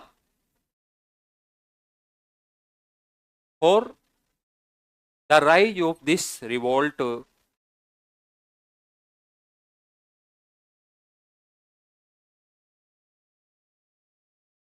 जातीय भेदभाव इस क्रांति का दूसरा प्रमुख सामाजिक धार्मिक कारण था। In fact British rule was based on racial discrimination. In fact British rule was based on British rule was based on racial discrimination in India. वास्तव में भारत में ब्रिटिश शासन जातीय भेदभाव पर आधारित था।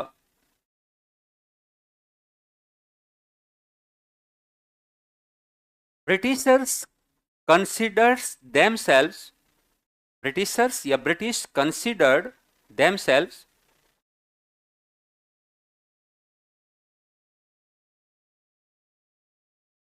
racially supreme as compared to Indians, as compared to Indians। वास्तव में ब्रिटिश भारतीयों की अपेक्षा स्वयं को जातीय रूप से श्रेष्ठ मानती थी, जातीय रूप से श्रेष्ठ मानते थे। Next point, in 1813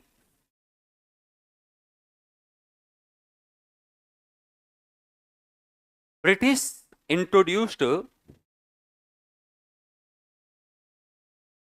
the act of 1813 in India. 1813 में ब्रिटिशों ने 1813 का अधिनियम पारित किया। अकॉर्डिंग टू दिस एक्ट, इस अधिनियम के अनुसार ब्रिटिश अलाउड क्रिश्चियन मिशनरीज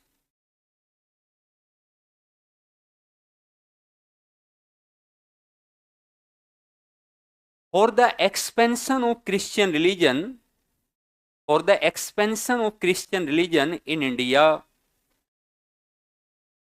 इस अधिनियम के अनुसार ब्रिटिशों ने ईसाई मिशनरियों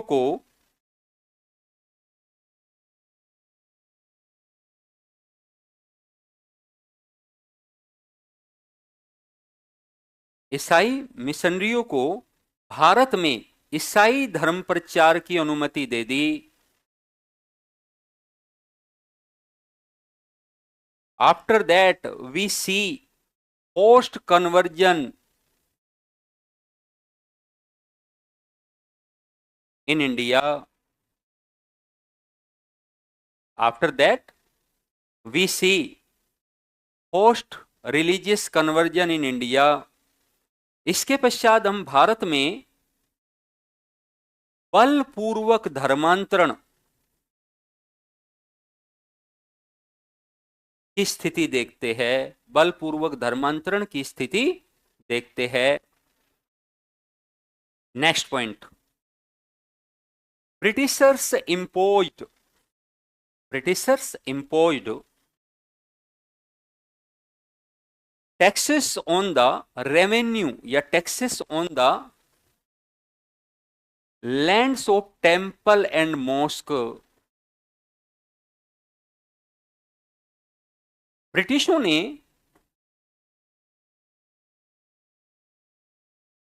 ने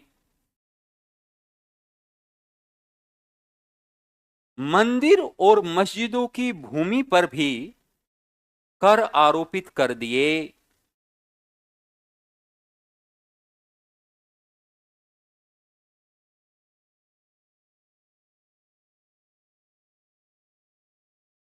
According to this policy,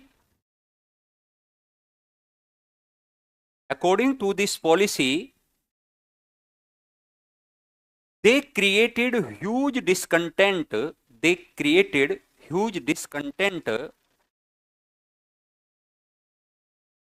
Among priest classes.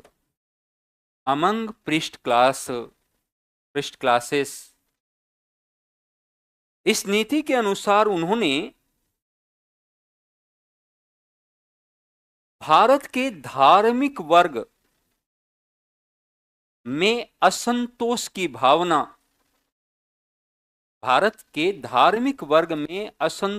भावना उत्पन्न कर दी।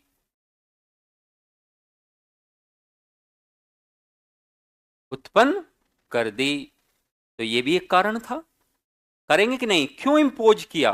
ब्रिटिशर्स ने इंपोज किया और डिसकंटेंट हो गया बच्चों, असंतोष हो गया, गहरा असंतोष हो गया, डिससेटिस्फाइड हो गए वो लोग भी। नेक्स्ट लिखो,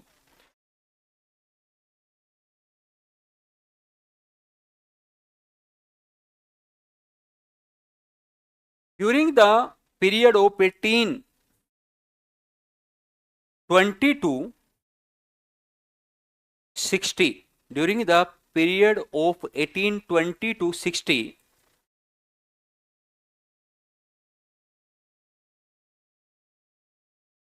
Britishers started progressive activism in India। 1820 से 50 के बीच में ब्रिटिशों ने 1820 से 50 के बीच ब्रिटिशों ने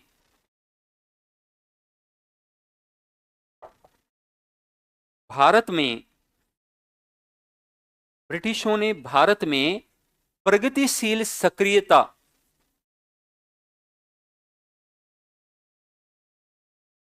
की नीति प्रारंभ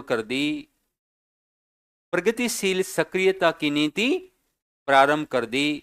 अकॉर्डिंग टू दिस पॉलिसी, इस नीति के अनुसार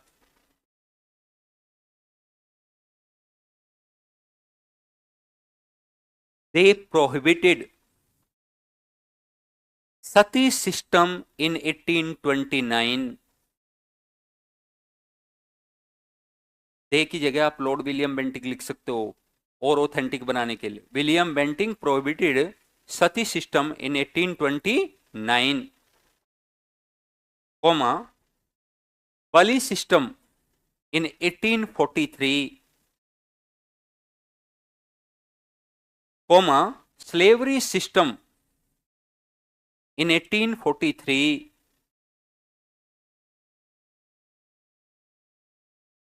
and prohibition या कोमा ही करना, प्रोहिबिशन ऑफ इन्फेंटिसाइड एक्ट या प्रोहिबिशन ऑफ इन्फेंटिसाइड, बस एक्ट मत लिखना, in 1804, कोमा चाइल्ड मैरिज,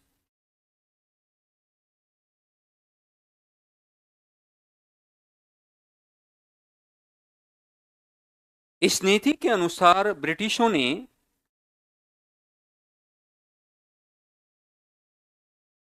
1829 में सती प्रथा निषेध। इस नीति के अनुसार ब्रिटिशों ने 1829 में सती प्रथा निषेध,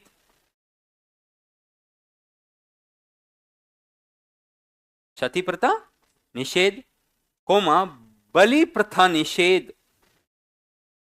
कोमा दास प्रथा निषेध, कोमा दास प्रथा निषेध, शिशुवध निषेध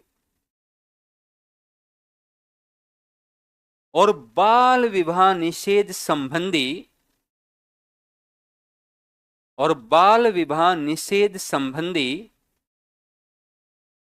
कानून लागू किए। ये सब सोशल क्या है, सॉरी, ये प्रोग्रेसिव एक्टिविज्म है ब्रिटिशों की तरफ से। लिखिए next point. In 1856 Hindu window remarriage act was introduced.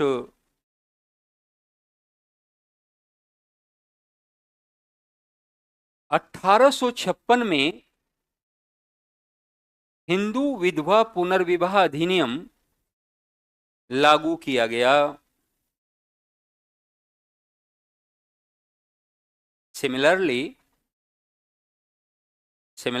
in 1856 in the tenure of Dalhousie,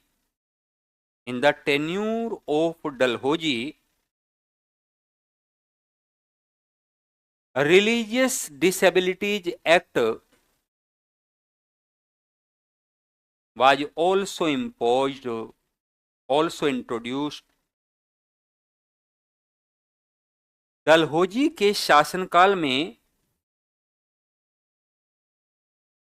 1856 में ही धार्मिक निर्योग्यता अधिनियम भी पारित कर दिया गया।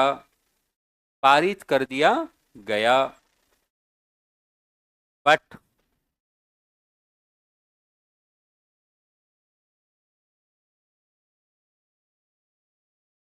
रिपीट क्या करे बेटा, हिंदी वाला। और 1856 में ही लॉर्ड डलहौजी ने धार्मिक निर्योग्यता संबंधी अधिनियम पारित कर दिया गया। डलहौजी ने पारित किया मतलब। अच्छा बच्चों एक बात बताओ, अब ये सारी नीतियां हो गई, ये हो गई। अब ये सारी नीतियां क्या कहेंगी? ये कहेगी प्रोग्रेसिव एक्टिविज्म कहा जाएगा इन्हें। बट किसकी तरफ से? ब्रिटिश की तरफ से। But some Indian orthodox thinkers क्या करेंगे? इनका विरोध करेंगे। Opposed these policies. और वे कैसे कंसीडर करेंगे? इसे हस्तक्षेप के रूप में कंसीडर करेंगे कि तुम हस्तक्षेप कर रहे, तुम कौन होते हो हमारे यहां से सती प्रथा खत्म करने वाले?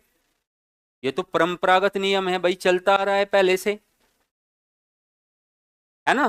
तो इसलिए देखो हमने कितने अच्छे शब्द का प्रयोग किया इसके लिए, progressive activism.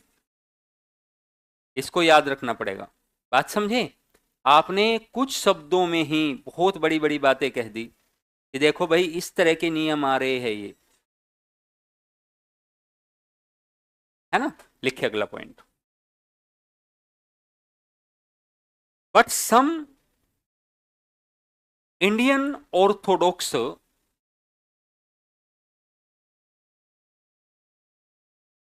religious thinkers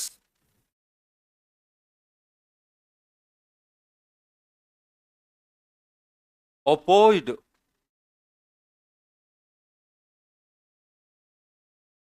these reforms, परंतु कुछ भारतीय सुधारकों ने, कुछ भारतीय रूढ़िवादी सुधारकों ने या चिंतकों ने इसका विरोध किया। इसका विरोध किया। And Indian considered it an interference in their culture. और भारतीय विचारकों ने इन्हें अपनी संस्कृति में हस्तक्षेप माना। अपनी संस्कृति में क्या माना बच्चों? हस्तक्षेप माना। Next point, biased justice system was also responsible. Biased justice system was also responsible for the revolt of 1857. पक्षपातपूर्ण न्याय प्रणाली भी 1857 की क्रांति का कारण बनी।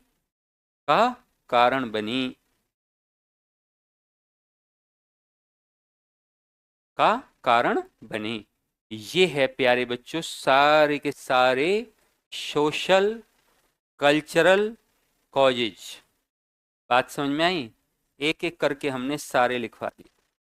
आपके पास मेरे हिसाब से शायद 150 शब्द हो गए होंगे इसमें। यदि अकेले शॉर्ट आ जाए केवल सामाजिक कारणों पर तो लिख सकते हो कि नहीं?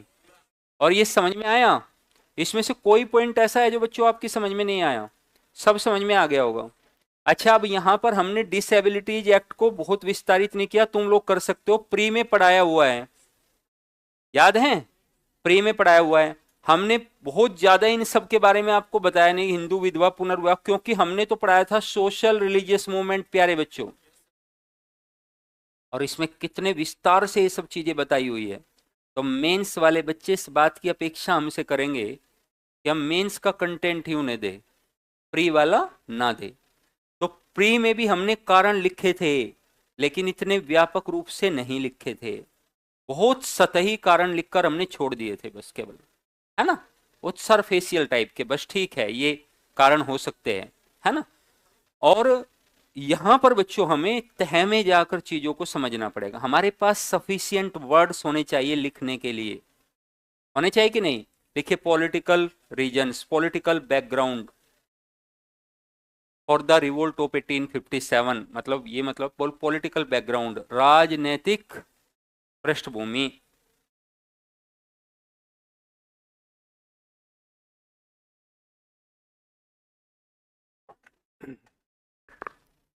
अच्छा, एक बात बताएं, जैसे आपने बच्चों, मैं आपको बता रहा था सोशल पार्टिसिपेशन, बता रहा था ना, तो सोशल पार्टिसिपेशन में आपको एक काम करना है कि आप जब सोशल पार्टिसिपेशन लिखेंगे बच्चों, तो आपको थोड़ा सा ध्यान देना पड़ेगा। ध्यान से सुने बच्चों, ऑनलाइन वाले भी, पार्टिसिपेशन यानी कि सामाजिक सहभागिता। जब आप यदि समझाएंगे तो कैसे समझाएंगे, कल वाला स्ट्रक्चर आप जरूर बनाएंगे सहभागिता, और उसमें बताएंगे कि कैसे क्लासेस प्रभावित है, यानी लेबर क्लास। ठीक है, याद है बच्चों? ट्रेडर्स, आर्टिसंस, इसको बनाकर दिखा देंगे उन्हें।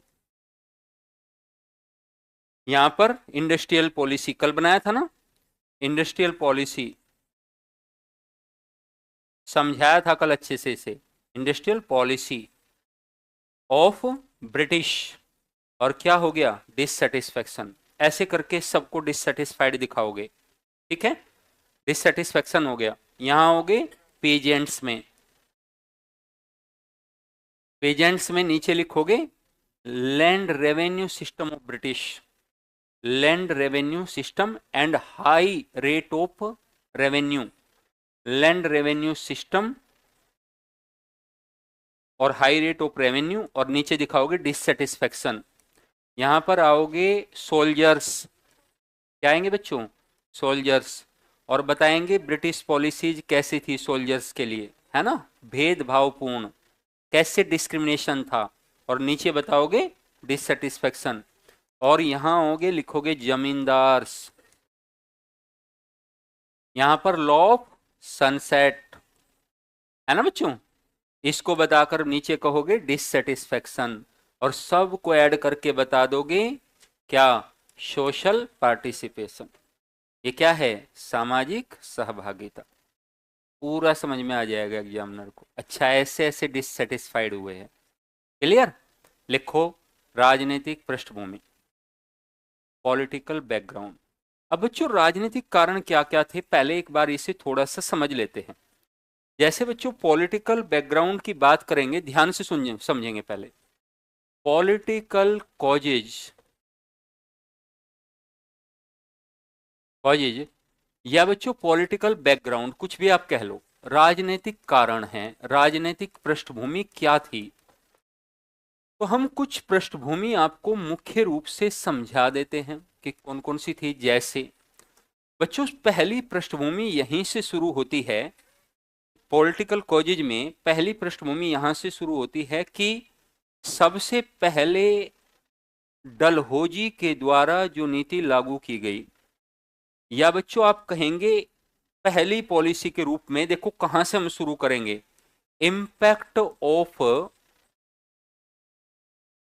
Of subsidiary alliance, subsidiary alliance बच्चों, यानी सहायक संधि का प्रभाव, सहायक संधि का प्रभाव। अब सहायक संधि का प्रभाव, सहायक संधि पढ़ाई थी, सहायक संधि क्या पढ़ाई थी हमने, तो British policies for their expansion in India पढ़ाई थी, जिसमें हमने policy of relative isolation, policy of equality, policy of ring fence, subsidiary alliance and doctrine of lapse, 5 नीतियों को डिटेल के साथ समझाया था। लेकिन यहां पर हमें बात शुरू करनी है impact of subsidiary alliance, subsidiary alliance का प्रभाव क्या पड़ा, सहायक संधि का प्रभाव क्या पड़ा। याद करो रिलेटेड स्टेट को, रिलेटेड स्टेट क्या था बच्चों, उसके पास कोई परमिशन नहीं थी युद्ध और संधि करने की, एक ब्रिटिश रेजिडेंट, ये सारी चीजें नहीं लिखवाएंगे हम, बस हम सब्सिडरी अलायंस और कुछ बातें लिखवाएंगे, क्योंकि वहां सब्सिडरी अलायंस तुम जानते हो बढ़िया से, जानते हो। तो रिलेटेड स्टेट में बच्चों, रिलेटेड प्रोविंस में एक ब्रिटिश रेजिडेंट दरबार में नियुक्त किया जाएगा, अपने मन से युद्ध या संधि कर सकता है, अपने मन से युद्ध और संधि बिल्कुल नहीं कर सकता। एक रेजिडेंट रहेगा और ब्रिटिश आर्मी किसके खर्च पर रहेगी, संबंधित राज्य के रूप में, और संप्रभुता रहेगी राजा की, कुछ भी उसे करना होगा पूछ कर करेगा वह, संप्रभुता भी उसकी नहीं रहेगी। तो ये सारी चीजें आपको, आप देखेंगे कि ब्रिटिशर्स का जो मोटिव है बच्चों सब्सिडरी अलायंस का, वो है indirect control over Indian provinces, indirect control, अप्रत्यक्ष नियंत्रण, भारतीय राज्यों पर, भारतीय प्रांतों पर अप्रत्यक्ष नियंत्रण किया जा रहा है।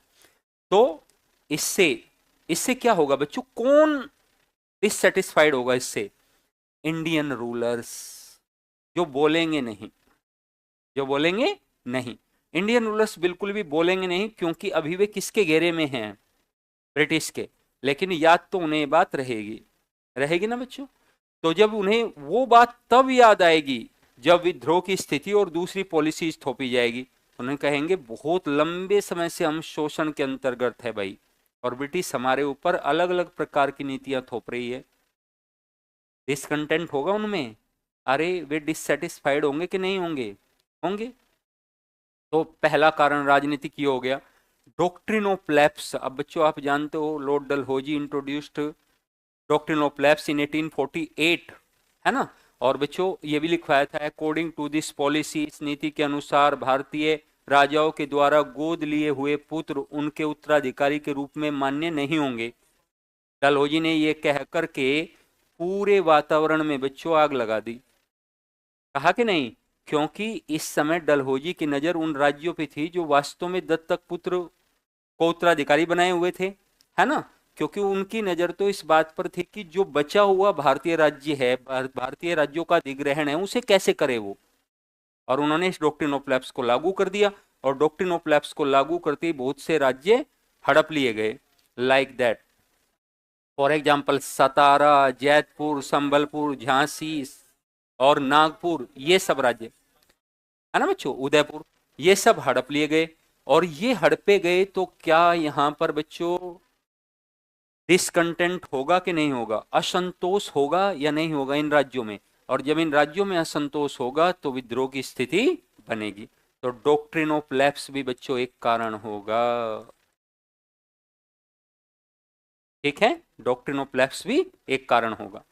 तीसरा बच्चों जो कारण होगा वो होगा अबोलिशन ऑफ टाइटल्स।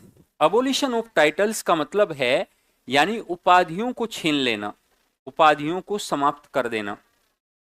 अब जैसे त्रावणकोर का जो राजा है बच्चों, उनसे राजा की उपाधि छीन ली गई। कर्नाटक का जो नवाब है उससे नवाब की उपाधि छीन ली गई। और बच्चों पेंशन को समाप्त कर देना, नाना साहब की पेंशन छीन ली गई, याद है, जिससे कानपुर में विद्रोह हो गया। पेंशन को समाप्त कर देना और बच्चों राजाओं के टाइटल छीन लेना, ये भी बहुत बड़ी घटना हुई। इसके अलावा भी राजनीतिक कारण थे, जैसे बच्चों बहादुर शाह जफर को लाल किले से निकाल देना, है ना, ये भी एक कारण था। लाल किले से बहादुर शाह जफर बच्चों अभी भी प्रतिनिधित्व करते तो है भारत के राजा का, भारत के शासक का प्रतिनिधित्व करते हैं नहीं करते हैं। तो उन्हें लाल किले से निकालकर फेंक देना, या लाल किले से निकालकर ऐसी जगह निर्वासित कर देना, रहने के लिए मजबूर कर देना जो रहने लायक स्थान नहीं है, कुतुब मीनार का कॉम्प्लेक्स, वहां रहने के लिए मजबूर कर दिया। तो इससे विद्रोह की स्थिति बनी। लंबे समय तक राजतंत्र में रहने से क्या होता है बच्चों, राजतंत्र के आदी हो जाते हैं लोग। राजतंत्र की एक विशेषता भी है कि लोग राजतंत्र के प्रति क्या हो जाते हैं, कमिटेड भी हो जाते हैं, प्रतिबद्ध हो जाते हैं। और भी ये मानने लगते हैं कि राजतंत्र ही सत्य है और हमें राजतंत्र के साथ ही आगे बढ़ना चाहिए, ये माना जाता है मुख्यतः। राजतंत्र की विशेषता थी। तो बहादुर शाह जफर का जो वंश है बच्चों, मुगल डायनेस्टी, वो तो लगभग 300 साल से शासन कर रहा है।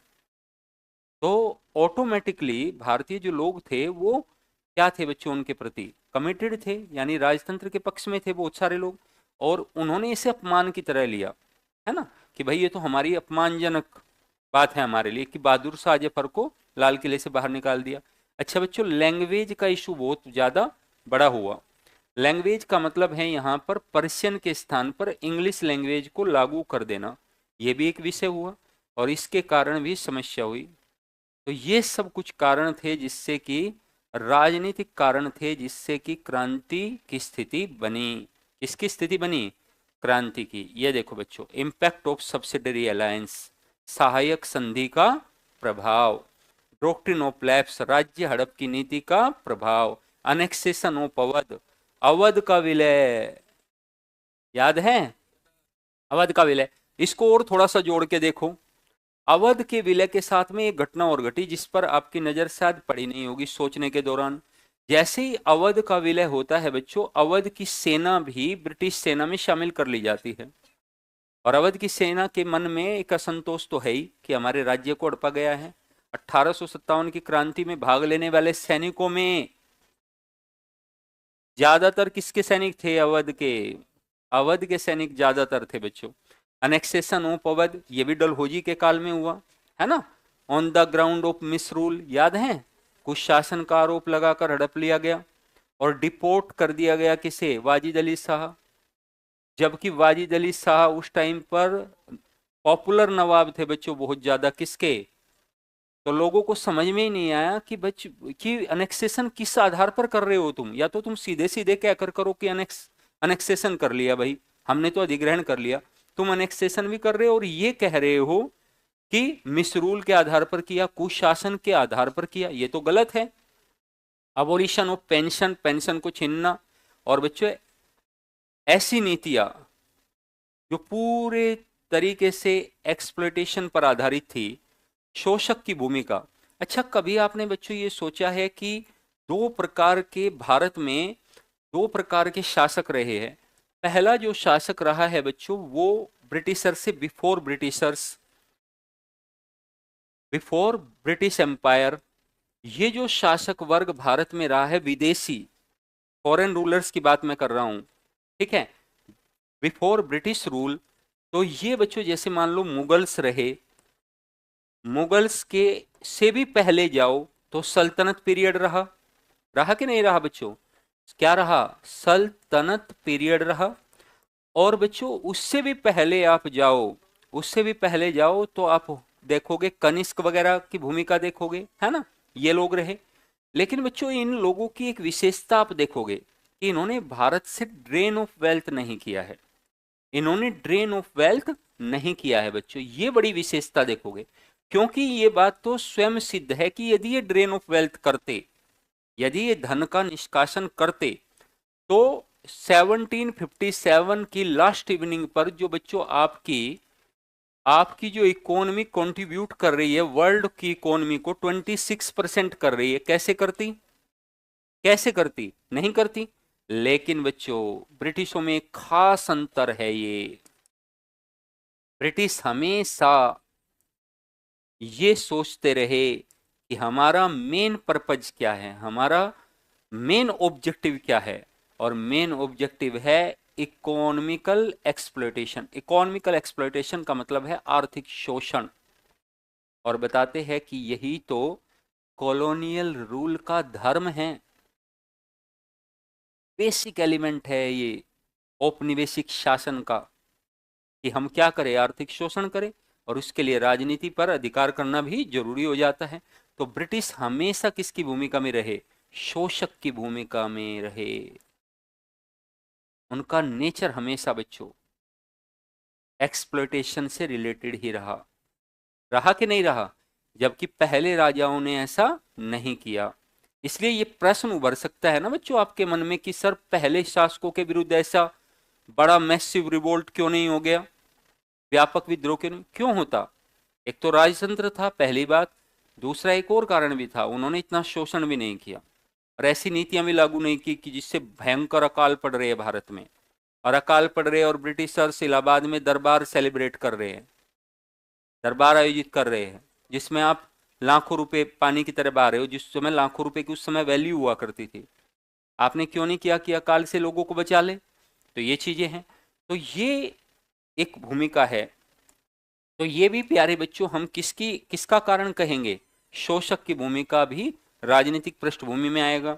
इसके अलावा देखो अबोलिशन ऑफ टाइटल्स यानी उपाधियों का अंत, कंडीशंस ऑफ मुगल बादशाह की स्थिति, British captured major parts of India, बड़े भाग का अधिग्रहण, अपने आप ही डिसकंटेंट हो जाएगा।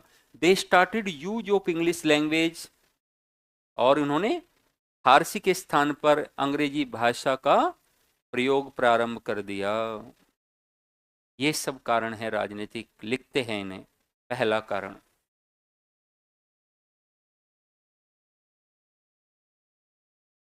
पहला कारण impact of subsidiary alliance.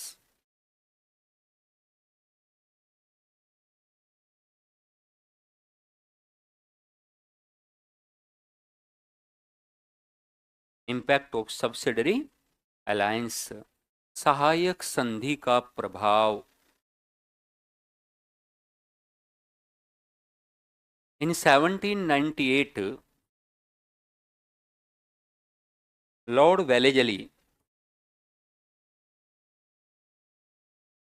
in 1798 lord wellesley introduced subsidiary alliance in India।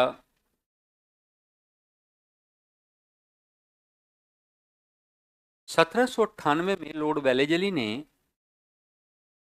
Bharat में सहायक संधि लागू की थी, भारत में सहायक संधि लागू की थी।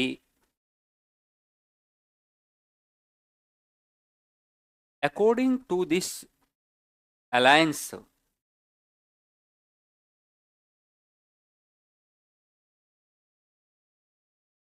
दे कैप्चर्ड इंडियन प्रोविंसेज, या ब्रिटिश कैप्चर्ड इंडियन प्रोविंसेज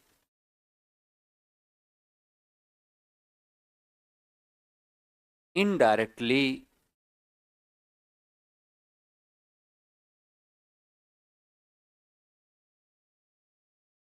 इस नीति के अनुसार ब्रिटिशों ने भारतीय राज्यों पर अप्रत्यक्ष नियंत्रण स्थापित कर लिया।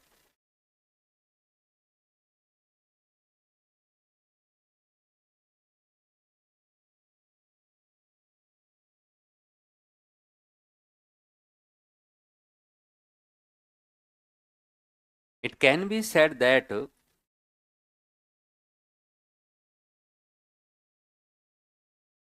British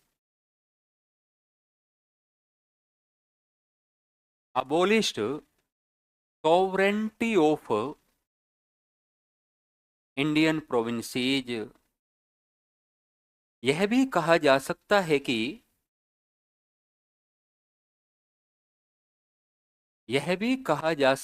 कि ब्रिटिशों ने भारतीय राज्यों की संप्रभुता समाप्त कर दी। संप्रभुता समाप्त कर दी। That's why, or after that, Indian provinces opposed this policy। इसके पश्चात भारतीय राज्यों ने इस नीति का विरोध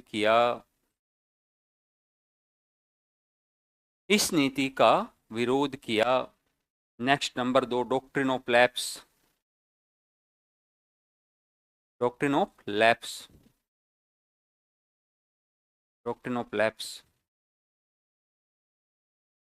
In 1848,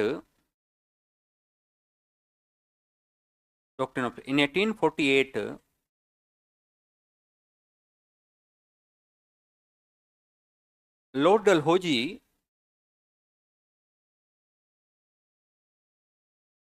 came in India as the new British Governor General। 1848 में Lord Dalhousie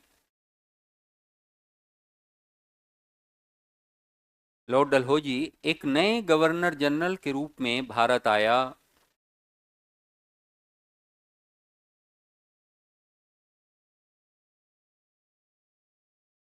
Dalhousie was an imperialistic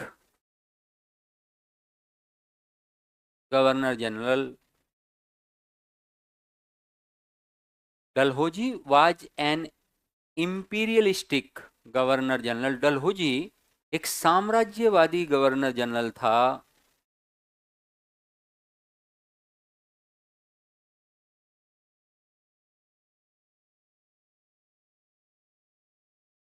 and his main purpose was complete annexation of India।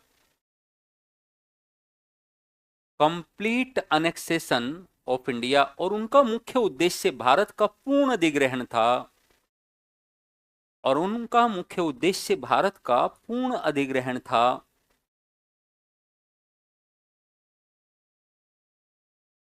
In this way, Dalhousie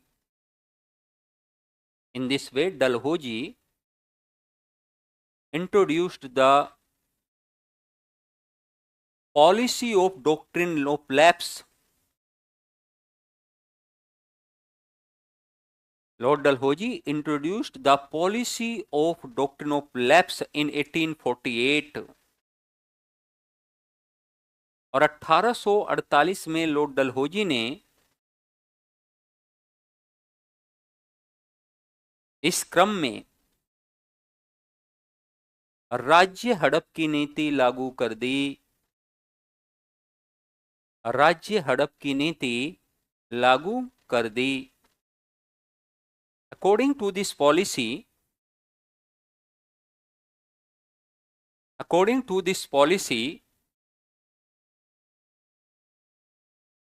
the adopted sons by Indian rulers were de-recognized as their successor। इस नीति के अनुसार भारतीय राजाओं के द्वारा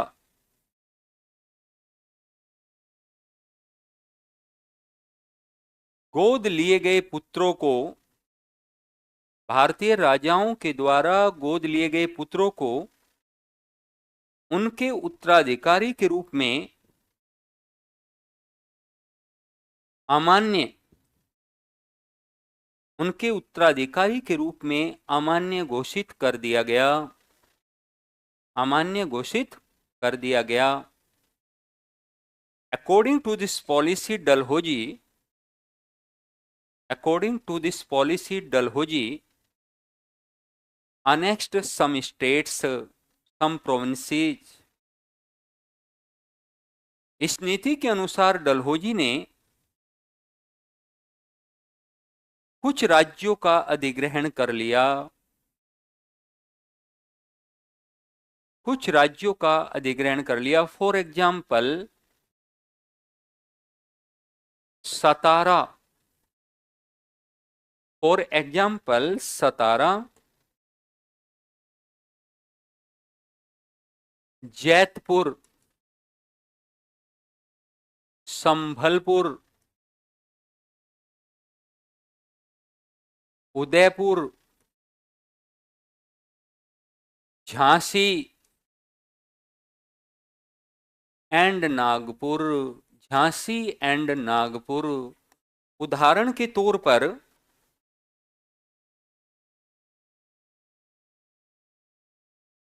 डलहौजी ने सतारा, जैतपुर, संभलपुर, सतारा, जैतपुर, संभलपुर, उदयपुर, झांसी और नागपुर का अधिग्रहण कर लिया, नागपुर का अधिग्रहण कर लिया। After that these rulers, yeah, rulers of these provinces opposed this policy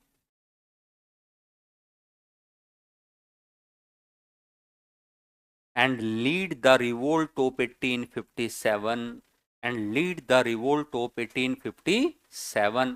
इसके पश्चात इन राज्यों के शासकों ने इस नीति का विरोध किया और 1857 की क्रांति, और 1857 की क्रांति का नेतृत्व किया। यस और नो?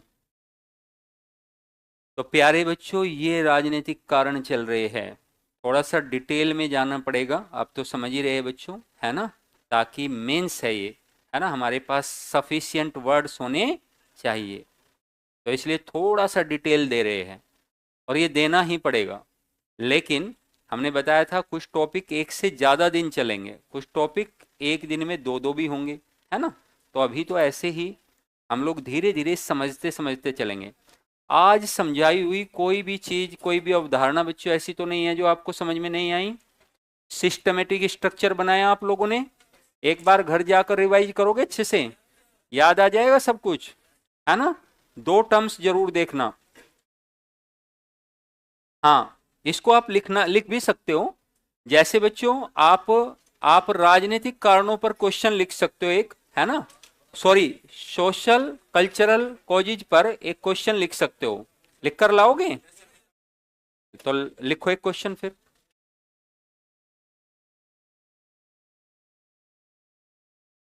Describe the,